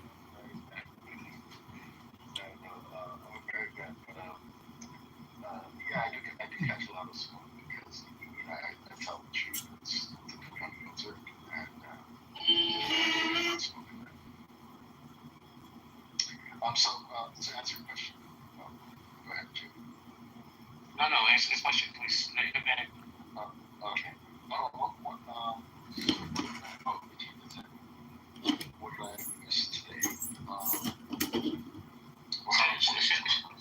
Supposedly, Seneca, there's a lot going on here today. And unfortunately for me, I have a real life. And I was out enjoying the beautiful weather with a beautiful girl. But I kept getting text messages. You have to come here because this person's talking about you. And listen, these are my friends that care about me, so I appreciate the effort. But I'm at that point, bro. Keep talking. Because you know what? I opened the room, 15 minutes ago, I have all these people in here. They want to come in and hear what I have to say. They want to have a conversation with me.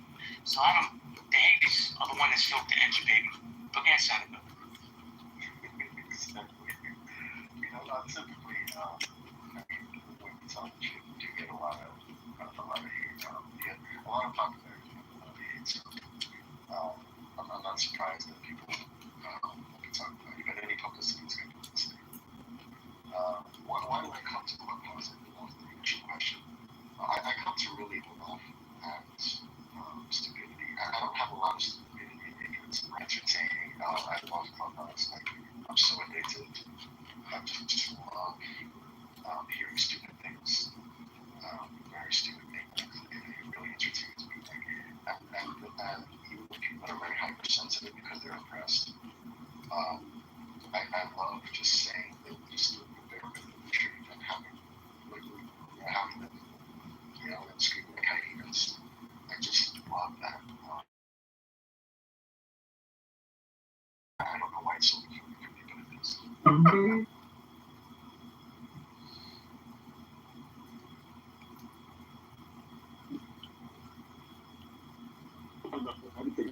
I'm going to say only to the effect. What's up, T-Lake? I found something really amazing about Clubhouse today.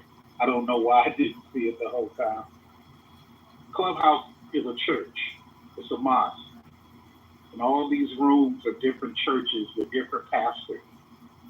The mouthiest people in each room are the pastors or bishops trying to push their narrative.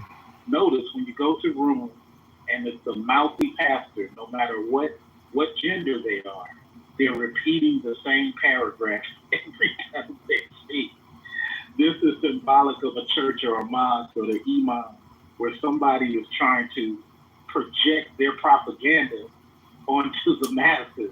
And lastly, I have been just sitting back for the past 3 weeks just observing different rooms. Anytime somebody brings new information, the zealots, question number 5, so that the pastor can get back to doing the pastor thing. It is amazing. Wait, hold on. See, like, first of all, let me say this, man. I was in another room because I compliment people. But to me, it's free to be nice, right? And I don't give compliments unless I believe, right? I like you, man. I like the energy every time you walked in my space. You and I probably don't align on a lot of things, but one thing we align on is respect. I just wanted to say that to you, man. I appreciate you. Yeah, it's all good. It's all good. Would you say I'm the pastor in this room? No, you know what? Here and 2 other places are just genuine conversations, win or lose. Lyle has a good one. Another dude, Rich, has a good one. It isn't too many places that's just, hey, let's have a fair conversation and move the microphone. Yours is in that top 5. Like, I've been on this top 5 years, right? And one thing that like just bores me to death is when somebody's long-winded. That's why I move the room the way I move it, because I like to get everybody in it. And I don't like to roll like that. But let me say hello to Holly. Hey, Holly, how you doing? Holly Dolly? Hey, y'all. Hey, baby. Hey, y'all. How y'all doing? What's up? So, Holly, you voted you're addicted to Clubhouse. Are you really addicted? I think so. When I'm not on, there's a little FOMO. Yeah, I'd say that's an addiction, for sure. It's like some people are addicted to trash TV. I'm addicted to Clubhouse. That's a good comparison, trash TV and Clubhouse. Because there's a lot of fucking trash on this app, Holly. There really is. There's just some bad people with ill intentions. Yeah, but at least here, I mean, I'll make myself feel better about my addiction, right? Because at least here, I'm a part of the trash. Like, I'm engaged. I'm able to, I'm able to flesh out some of my thoughts and ideas and sometimes change my mind on things. And it scratches an itch that I don't have in my day-to-day. Well, let me tell you about your itch, little girl. Is this. How many people did I warn you about, and how many times have I been wrong? I'm just curious. A total of 0 times have you been wrong. Your instincts are usually good. And mine are bad, and I acknowledge that. I need to listen to the men in my life that I trust, because I can be easily duped, for sure. Funny, it makes me think of all other people also use ChatGPT to just share their thoughts instead of with talking with real people. Oh my God, I actually do. Real quick. Join the house. Cash in that pink ticket. That's like a requirement in my room. If you're going to come to the stage, just join the house. Then you can talk all night long, I promise. Can you do that for me? So what do I need to pick? You click and see where it says healthy debate. Click there and you'll follow the prompts and you'll be part of the house.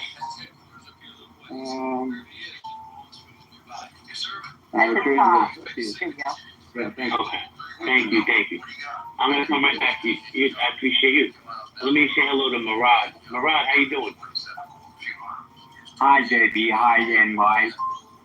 Jordy, so we have a one mic policy. When somebody's speaking, just please stay muted and I'll come back. Yeah, Murad. Yes, sir. Then at the middle of the road, the suspicious driver told me we don't go. I'm sorry, I had a boogie, bro. I don't know what you're talking about. That has nothing to do with this room, what we're talking about right now. That's a total deflection of the conversation.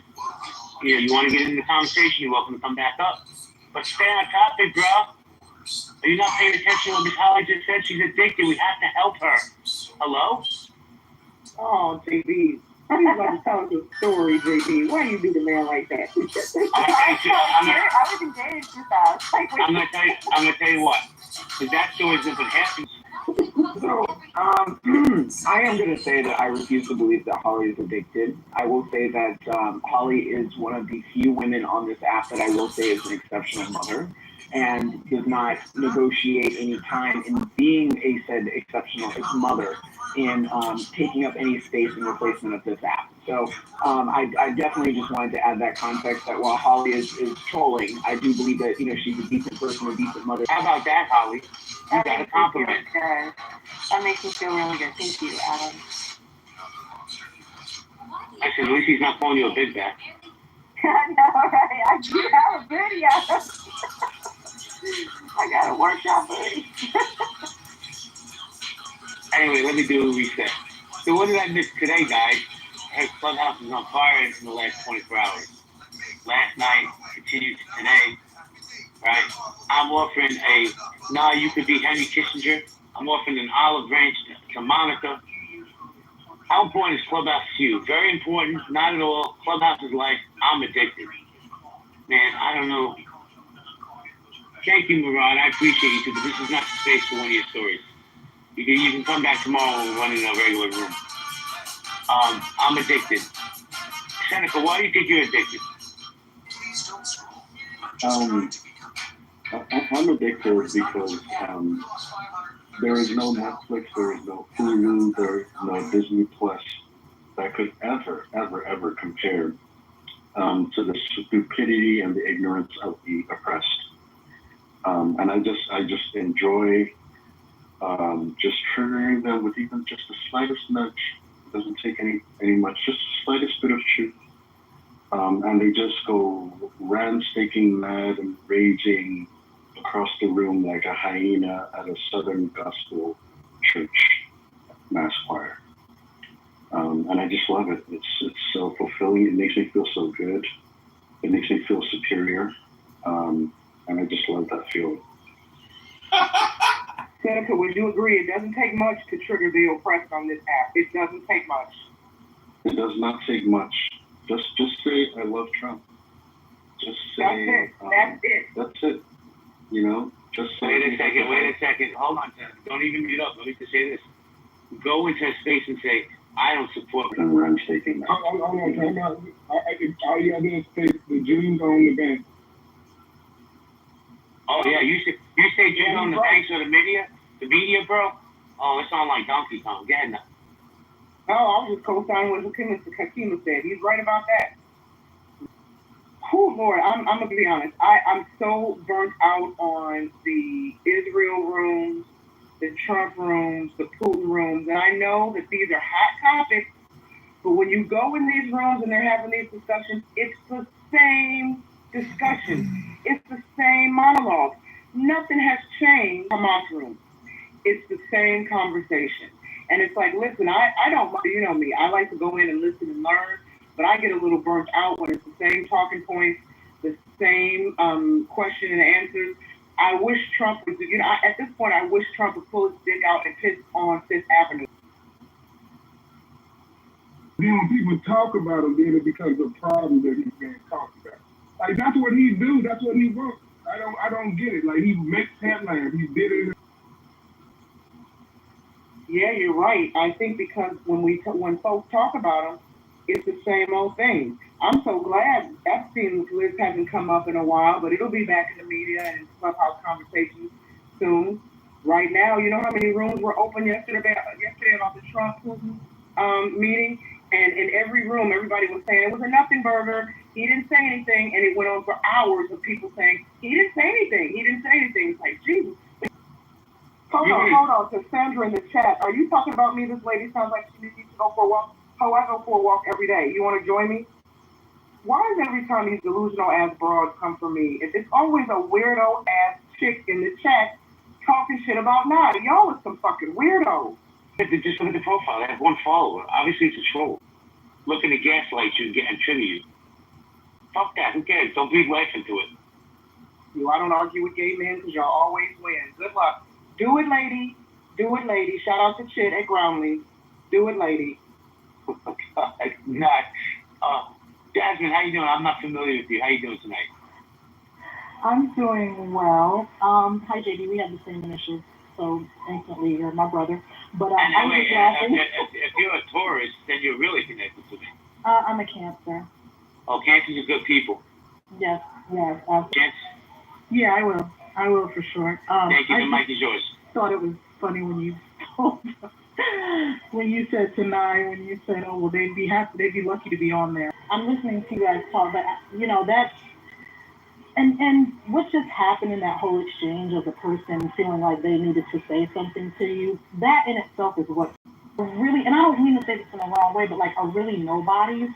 And all it takes is for 2 or 3 people to jump on their bandwagon and make them feel like they're saying things that are important or they're saying things that are special. And the next thing you know, they think they're the authority on everything. You know what I'm saying? Like, it's just Clubhouse, and that's why even when I answer the poll, I'm like, Clubhouse really ain't that important. Like, it's great to build relationships, to network with good people, and then you can, meet people outside of Clubhouse and form relationships. But outside of that, it's like people come on here all day just to argue and spew a bunch of things that they think that they know about, and they really actually do not.